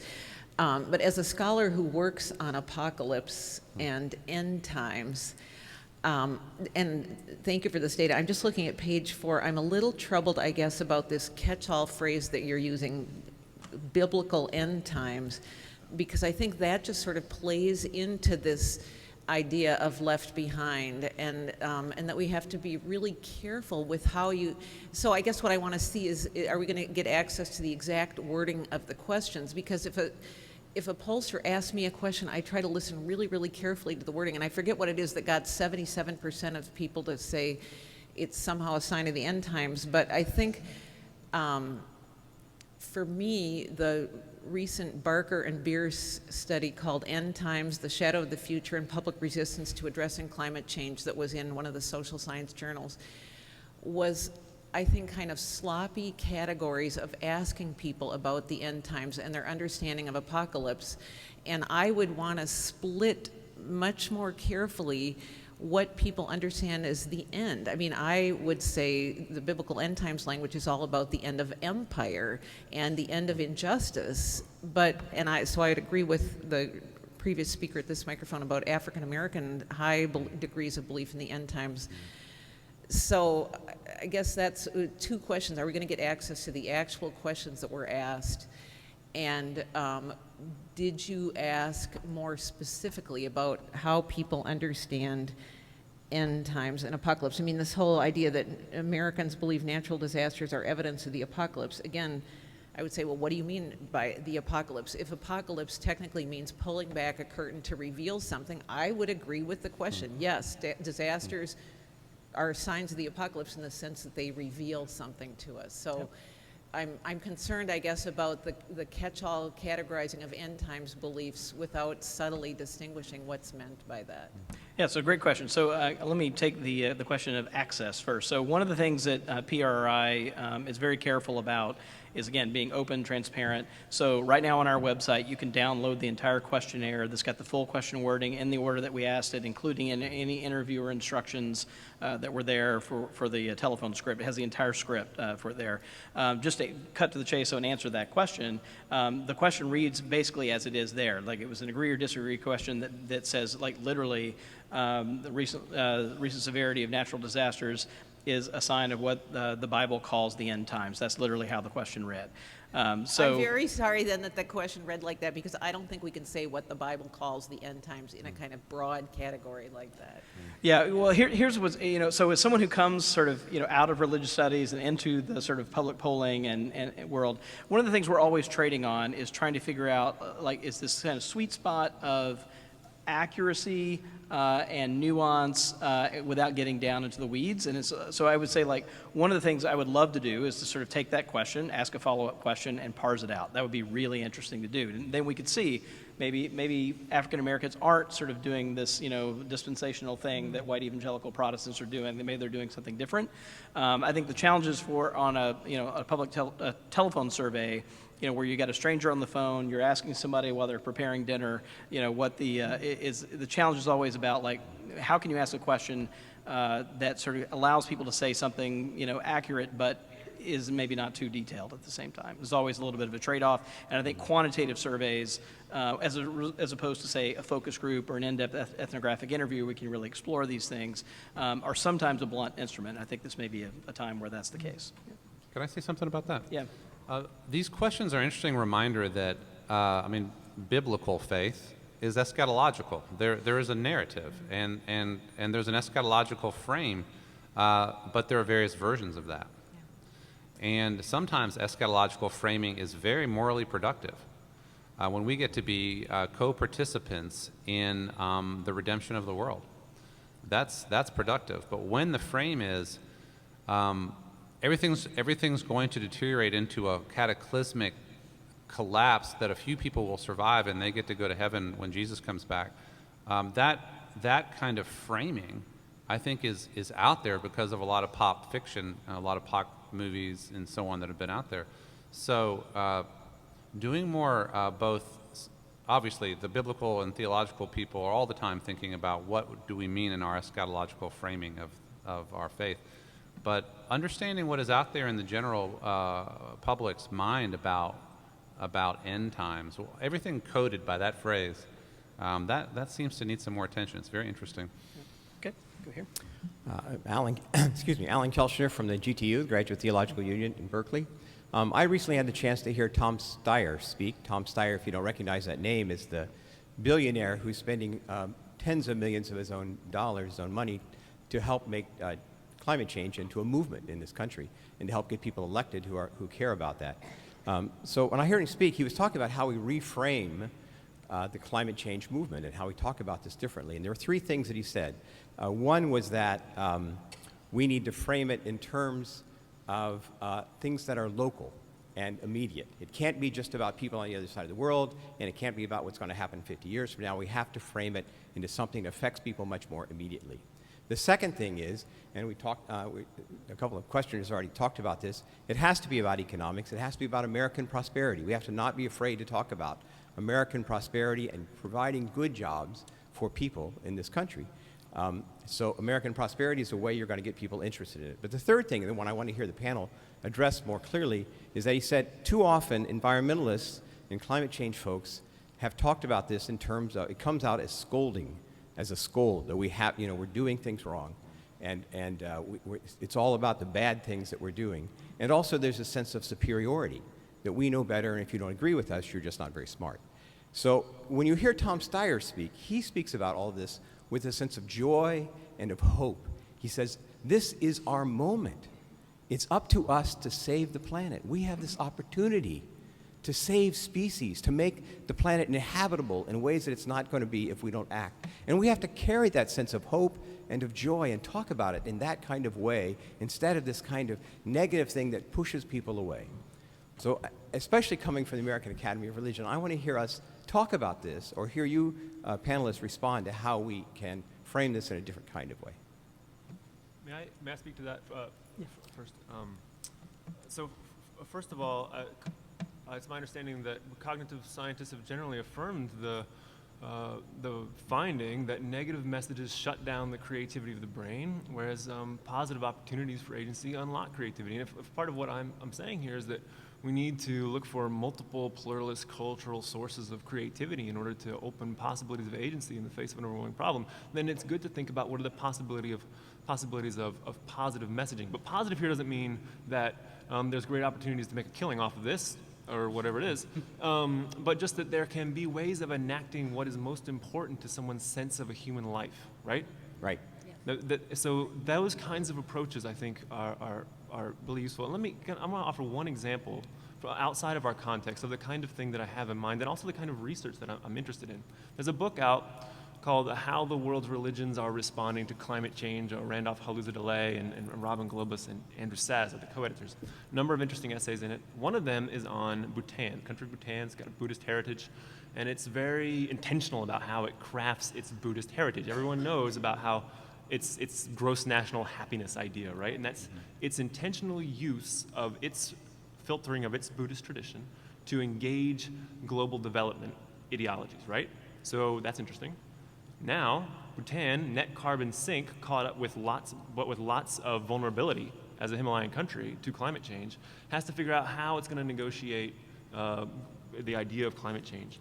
And one thing it's doing is it's using the idea of gross national happiness to organize the way it wants to frame possibilities of response to climate change. And there's a number of things going on there, but look how interesting that is, first of all, that the way that this country is the way that people there are using this idea to engage climate change will then have reflective implications for how Buddhism as a tradition is understood. But also it opens possibilities for people who understand themselves to be tradition Buddhists to figure out what are the forms of agency open to them to respond meaningfully to this in a way that lines up with how I practice my life. And that's interesting. Can I say just a couple of things on that too? I think, one thing all the psychometric surveys are showing us is that there's just a real range in the population of what they respond. And so some folks would see that if we focus too much on this as our opportunity, that also leads to technology is going to get us out of this. And an adoption of technology solutions in sometimes without even thinking about their consequences. So I think that's one tempering of where that message is. I think the other thing, and religion and ecology has been talking a lot about this, is, and this survey didn't really get into the despair measures. Part of the way of avoiding the kind of despair and grief that can go with this, you're talking about that negative message, but that is to seek more and more just to be distracted. And so that's the other problem, is that we do have to work in our classrooms and in our communities with what does this mean? And are we so unwanting to deal with it that we then just, immerse ourselves in more extreme forms of entertainment and sports? I think especially the youth, and we didn't talk as much about that, but what do you do if you're growing up and the headlines are these negative things all the time? I was really disappointed to see that the age did not show a difference in young people caring more about this. So I think it's a very complex, very complex in terms of who responds to the messaging, and how the messaging can also be misleading.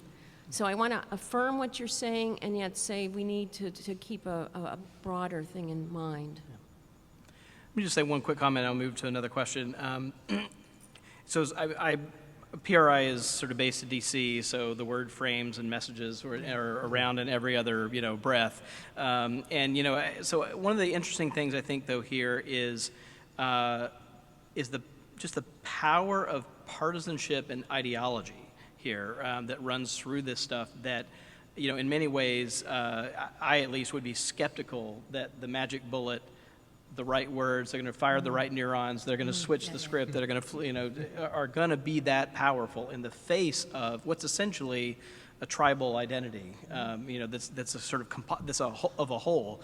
So we ran, and I should also say this: this is sort of the first cut that you're seeing of the data today, and we'll continue to work on this across the next year. And for any of you who are quantitatively inclined, we're actually not only releasing the full questionnaire now and the report now, but a year from now we're actually releasing the entire data set. So for anyone who wants to do secondary analysis on the data set, it'll be available after a 1-year embargo.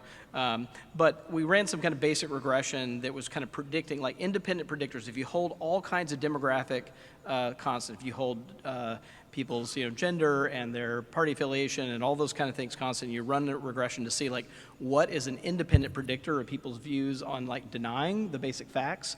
They're hands down, it is affiliation with the Tea Party, affiliation as a Republican, and affiliation as a political conservative. And there are other there's a handful of other things, being white and male, for example, but by and large, like that is accounting for an enormous amount of what is predicting one's views here. And it's a kind of powerful, amalgamation. And it's particularly what we know in terms of the polarization of American politics all the way up and down a whole list of issues. And I think, that is just a set of the challenges that I think is faced. And, for pastors and congregations, what do you do, right? When you've got that kind of power reaching into the pews, right, and separating your congregants by Democrats and Republicans and reds and blues. How do you cope with that? Yeah, I don't disagree with that, the tribal sense in our society, but I just also would say that the people who are the believers and the true believers still have it down lower on their priority list than it needs to be. That's who we need to work with. Yeah. Okay. Go here. Oh, okay. All right. Sorry. We'll go there. All right. Thanks. I'm an environmental engineer. Actually, my partner is the religion professor. So I'm here, and this is very interesting to me. But I just wanted to touch briefly on this idea that maybe we as scientists did kind of a not great thing when we started with the Save the Planet piece instead of with the Save the Humans piece, because the planet's fine. It's going to be here forever, and that's not the piece. We've been through numerous extinctions. We'll be fine.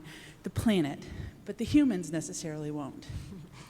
So really, the direction of conversation should be, from my perspective, do you want to be here in 1,000 years? Because the planet will. There will be life here. There will be plants here.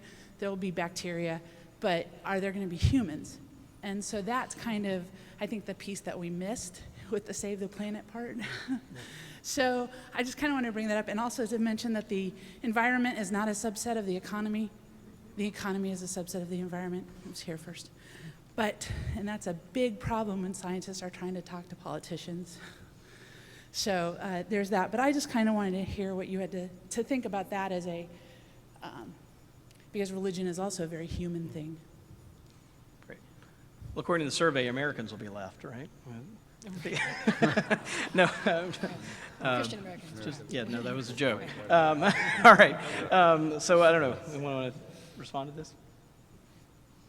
No, let's take some more questions. Okay. Well, let me take a couple more. Why don't I take two? We're getting so I can kind of get a couple on the table. So let me go here and then here. Yes, I'm Cynthia Moldovita from Seattle University. I wanted to take a minute just to, in a sense, expand the understanding of the moral issue in terms of white privilege, that this may be one of the greatest manifestations of white privilege the world has ever known, in that it's caused primarily by the descendants of the tribes of Europe and suffered mostly by people of color the world over. So I have been, for a couple of years, thinking about climate change as climate debt and race-based climate debt, class-based climate debt, and climate colonialism, which came to my consciousness working on eco-justice issues in India. And I wanted to throw that out and then also invite folks to a wildcard session tomorrow at 1 that is looking at this issue of climate change as climate debt. It raises, for me, some registers of hope, also because it thus makes common cause with racial justice. So racial justice becomes linked to climate, to mitigating climate change. And I also wanted to throw out one other place that I see tremendous hope in all of this, and that is that mitigating climate change means vastly reordering economic life as we know it. It means vastly reordering the global economy in that it won't be fossil fuel based, for one thing, and it can't be driven by financial growth at all costs. And to me, there's tremendous hope in that, given that the worldwide movement towards economic alternatives on various levels, practices, policies, principles, is so strong. So again, in a sense, the movement to address climate change also makes common cause with movements the world over for economic justice. And so those three linkages of racial justice and economic justice and addressing climate change make for a kind of coalescence of people and issues that to me is a real sign of hope. And I wondered if you could comment on that, on either of those, on climate change as climate debt, or also that sign of hope. You know, I try to be an optimistic person, right? I'm a bioethicist, so it's rare, but I am a worried optimist, right? I didn't find much hope around there being a mass movement. In my world, I do see changes. I see lots of people, and I go to those big marches, and it sounds like everybody gets it now. But this data is serious. We have to take a serious look at the sober nature of this real world data. This is 3,000 people. It's a careful study, and I'm not seeing that we have really gotten the message out. And I think we have to be sober for a moment and think carefully about how we need to do better.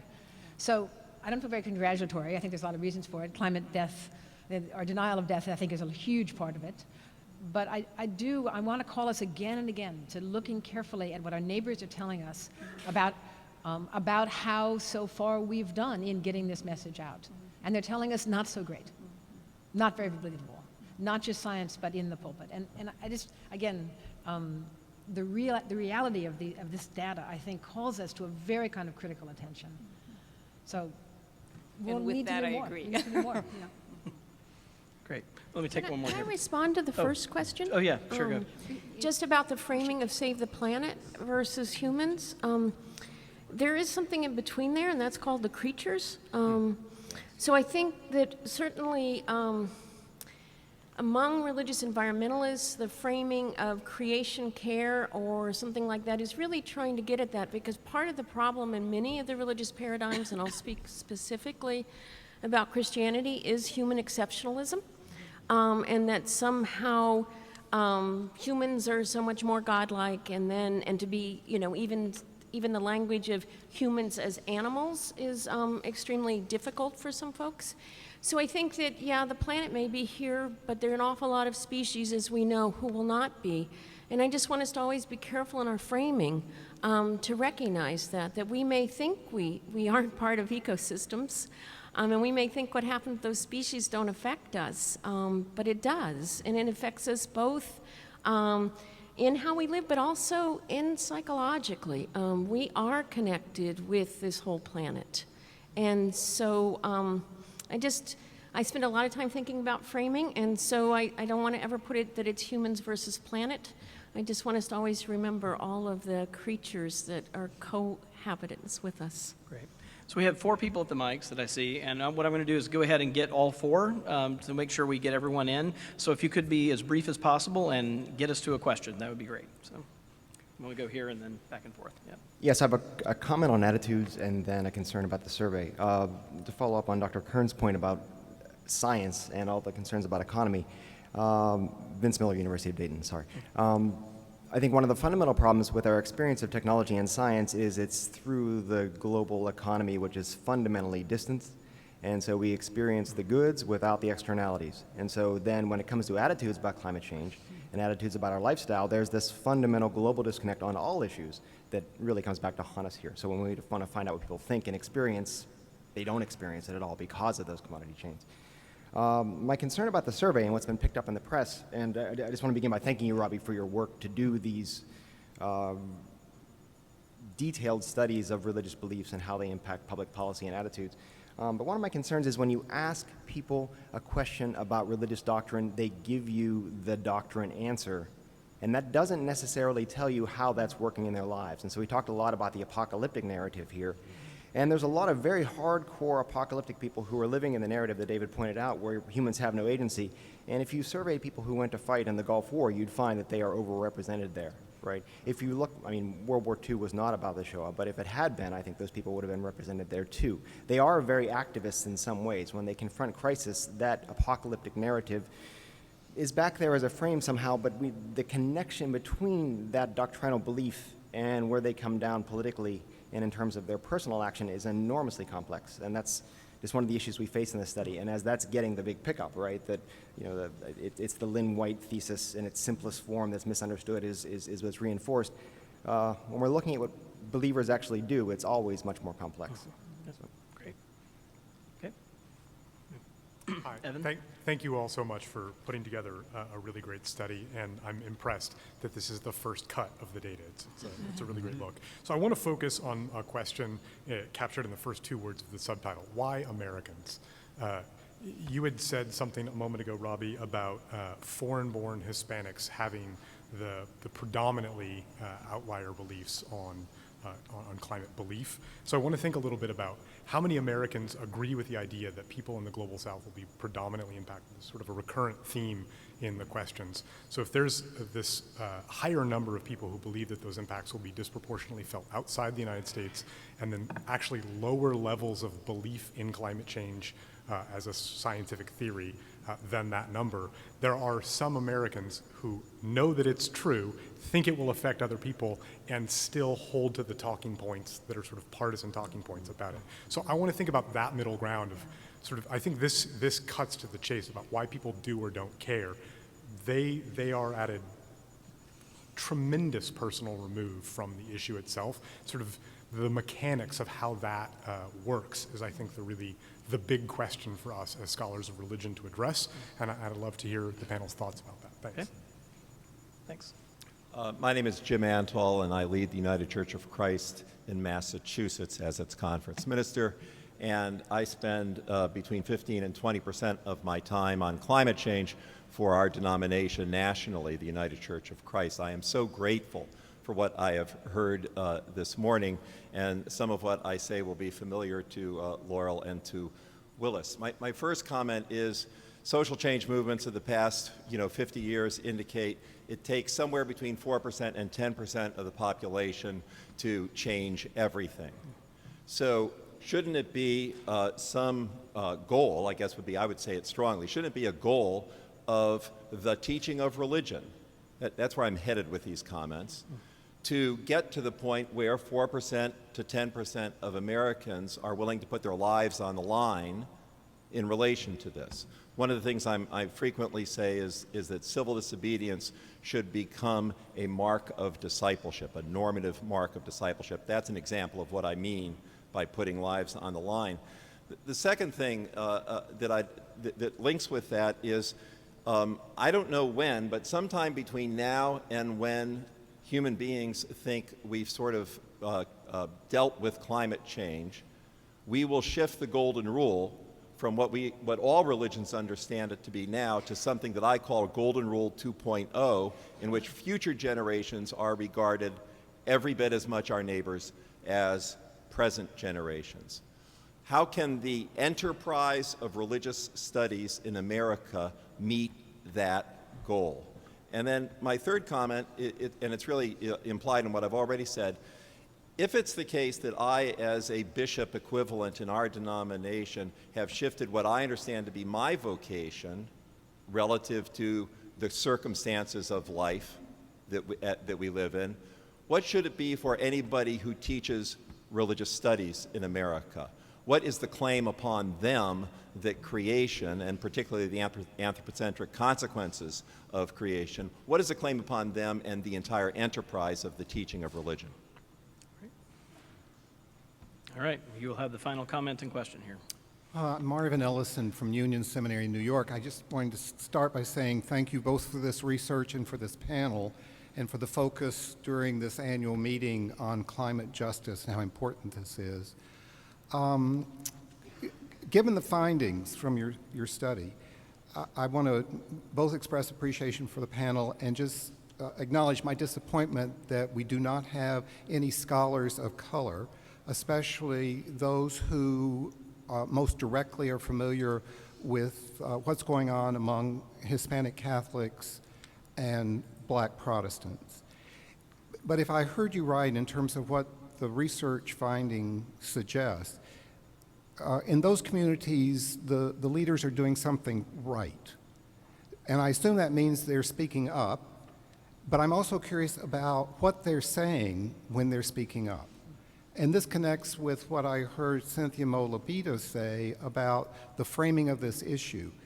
In point of fact, in those communities, are they making the connections between earth justice, racial justice, economic justice, in a way that other communities are not, helping people make the connections between their personal pain and larger systemic dynamics? So that I don't know whether in your data you can tease out more, not only what's being done in those communities, but what can they teach us about framing? The other comment I wanted to make is around effective strategies. The Union Seminary Board of Trustees in June voted to divest the endowment from fossil fuels. And that's, the good news is that seminary has done that. The bad news, to my knowledge, is that that's the first and only theological school that has taken that step. So what might you challenge us to do in going back to our home institutions in terms of pushing for divestment? Is that a strategy that you think has legs and will help build momentum? Or are there other things that you would suggest that we encourage in our own context? Let me suggest this as a wrap-up. Maybe we'll start with Laurel down at the end, and we'll kind of just come up and we'll have this both be, take that last bank of questions and respond to it, and we'll let this be our last response from the panelists as well. I was just leaning back to try and think of all the questions. But I do have a couple of things here. I'm really grateful for people who've been drawing attention to theological education, because I think that those of us within that setting have a lot of thinking about and what to do. And my dream is we need more places like Union and Drew and lots of others who really are seeing this broader set of issues, not just climate change, but ecological issues, as part of what it means to train religious leaders for tomorrow. Because if we're not, we're training them for yesterday. And we're training them to be in churches that aren't going to exist as we deal with adaptation, as we deal with resilience, all sorts of issues. I think the second thing that the survey tells us is that when we are in the classroom, we may have certain assumptions about what color the students are, what race and ethnicity the students are. They're going to be, quote, environmental or not. And this challenges it, and I think what it challenges us to do is to look at the language and what issues we're talking about. Because I never teach anymore any of my ecology classes in a seminary with a majority of white students. But I have learned, so we didn't really talk about the statistics on pollution and air and water pollution. We didn't talk about agricultural issues as much. So I think it's a real challenge for us that we do have to link climate change in with a much broader set of issues and think about who is in our classroom and what we might do to bring others into our classroom so that environment, quote, isn't seen as just a white issue. It's not. And the stats show us that. So I think I'll just let those be my couple of comments, but really a plea that I think academics, like you said, Laurie, are deniers in the sense that they don't know how to approach this topic. In terms of they don't know how to teach about it. It's not that they don't believe it, they just deny that I can do anything. That's very interesting. There's a wonderful ethnography of denial by Kari Norgard, focusing on Norway, that correlates understanding of climate change, believing in climate change, with depressed sense of an ability to do something about it. So that kind of implicit denial that we're worried about. I think that's that's such a massive creative challenge, and meeting it will take all different kinds of forms in different communities and institutional settings. But I think it points to the kind of task. And there's been a couple comments here about what would an effective strategy look like. I think that's a really important question that deserves, I think, a kind of tactical, theological, religious, cultural, everything you've got kind of analysis to think about what would it mean to be effective. I don't think that's obvious, and that was the tenor of my comments.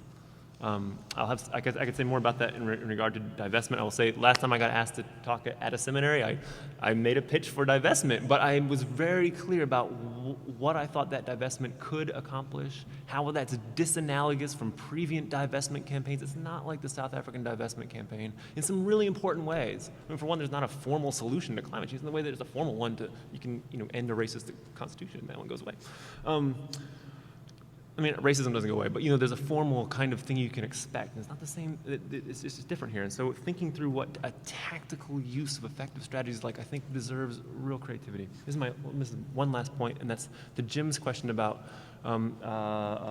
making future generations every bit our neighbors. Relationships to future generations yes.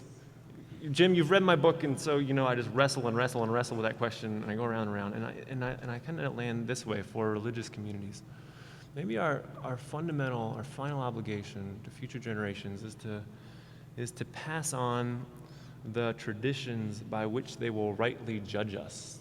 Our worst failure would be if we failed to pass on or create traditions such that they knew that we failed them, that they didn't realize that the world in which they live in is so much different than it might have been, right? So we pass on the ability to judge us and maybe forgive us.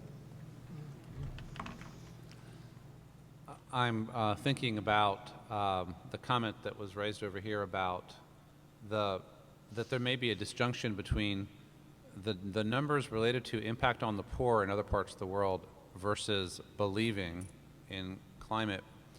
And I'm thinking a lot about the race dynamics and the white Christian and white evangelical things. Some kind of, it's scattered, but something like this.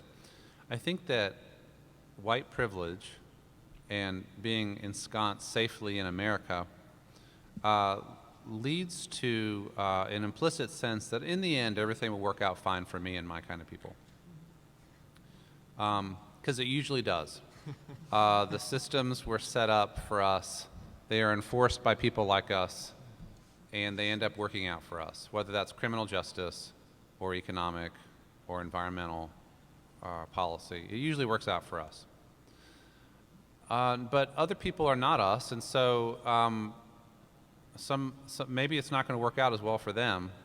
And so if you ask me about the poor in other parts of the world, I'm going to acknowledge that usually it doesn't work out as well for them, and it probably isn't going to work out as well for them here either, which is an implicit way of saying actually there is such a thing as climate change, and it's going to be bad for poor people and people of color.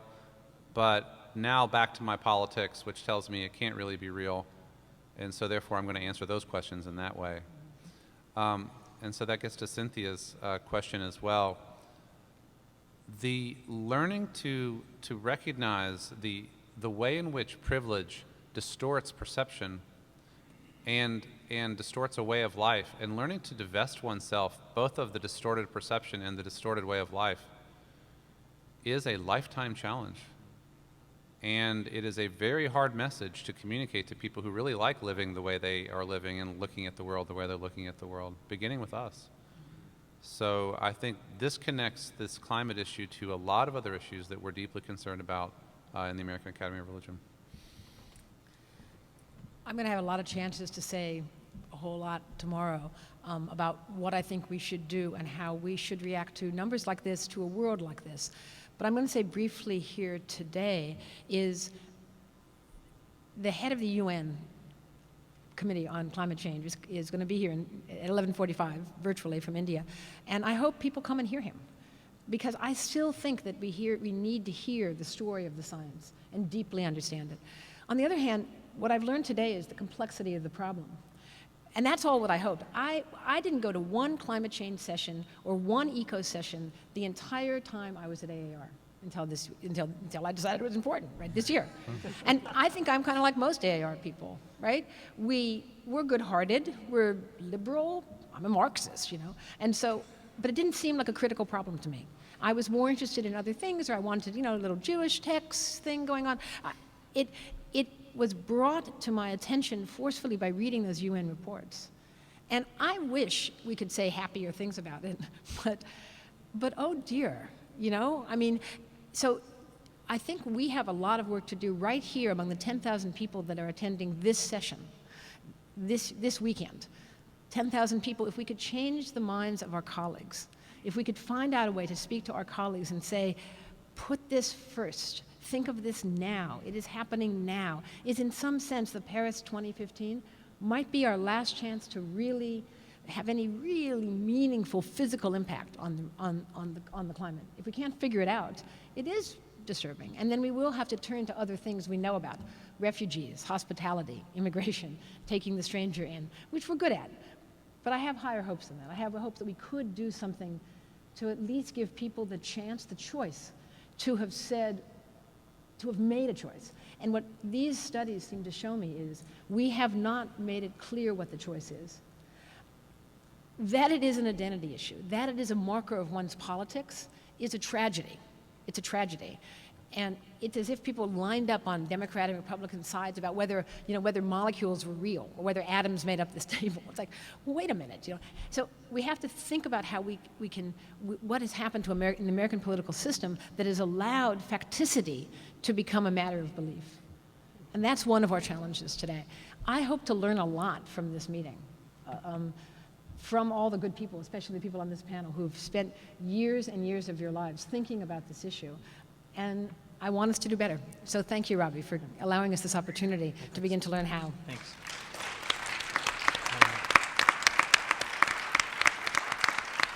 I'm going to make one just very quick comment on here. One on the white privilege numbers. That I think we see this alive and well in this survey between the differences, for example, in what people believe about the facts of climate change and how concerned they are. Just one number I'll pull out, and not to pick on one particular group, but the numbers on where the American Jewish community is on this are a case in point here. So American Jews are 20 points more likely to believe in human-caused climate change than the general population, but they look basically like the general population in terms of their concern about how much it's going, whether it's a crisis and whether it's going to affect them. And one of the things that goes along with that is higher socioeconomic status among the American Jewish population. So we kind of see it, but it's not just Jews; it's all white denominations have this kind of thing going on as well. The other thing I wanted to just close with in my comments is to kind of circle us back to churches, especially since we're here with a lot of people who do theological education. So upstream from clergy service, standing behind pulpits are theological educators and seminary students here. And one of the things that I was actually surprised at in this data, because we actually asked this question a fair amount on a lot of other issues. Have you heard about this in church? And then we correlate it to see if it makes any difference. And by and large, frankly, the answer is no, that it doesn't make much difference. But here it actually does. And so that's kind of an interesting nugget, I think, to take away here and to kind of remember. So only about a third of Americans who attend religious services frequently are saying they're hearing something about it. And to answer this last question, the way the correlations run, we didn't ask the second question, I wish we had, about what exactly they were hearing about it, but the way the correlations run, it's very clear that what they're hearing about it is moving them in the direction to be more likely to believe that human-caused climate change is real and more likely to be concerned about it. So what they're hearing about it is in that direction. And one of the things I would say that clergy are able to do, I think, is to Willis's point about being overwhelmed. Right, the kind of sea of stuff spinning out there, and back to the internet, and kind of where do we go on the internet? These 18 sites, or these 18 sites, who is it? But I think one of the things clergy are still able to do to some extent is filter through some of that stuff and provide, it's what kind of pastoral leadership is about. Make it concrete, boil it down, and come from a trusted source. That's one role I think they're playing, and then I think it also comes back to those who do ritual studies and embodiment, right? I mean, these are things that happen in church aren't just between your ears; they're in your body and in your actual movements, and they are connected to a communal life in a way that I think is different than just what happens, in your neurons up there. So I'll close with that. That I think one sort of nugget here is the very interesting role that clergy and churches are playing in affecting people's views here. So, and I'll close by saying thank you again to Laurie and the AAR, and the AAR committee who met with us during the summer, gave up some of their time in the summer to help us craft this questionnaire and time to have it here today. So thank you.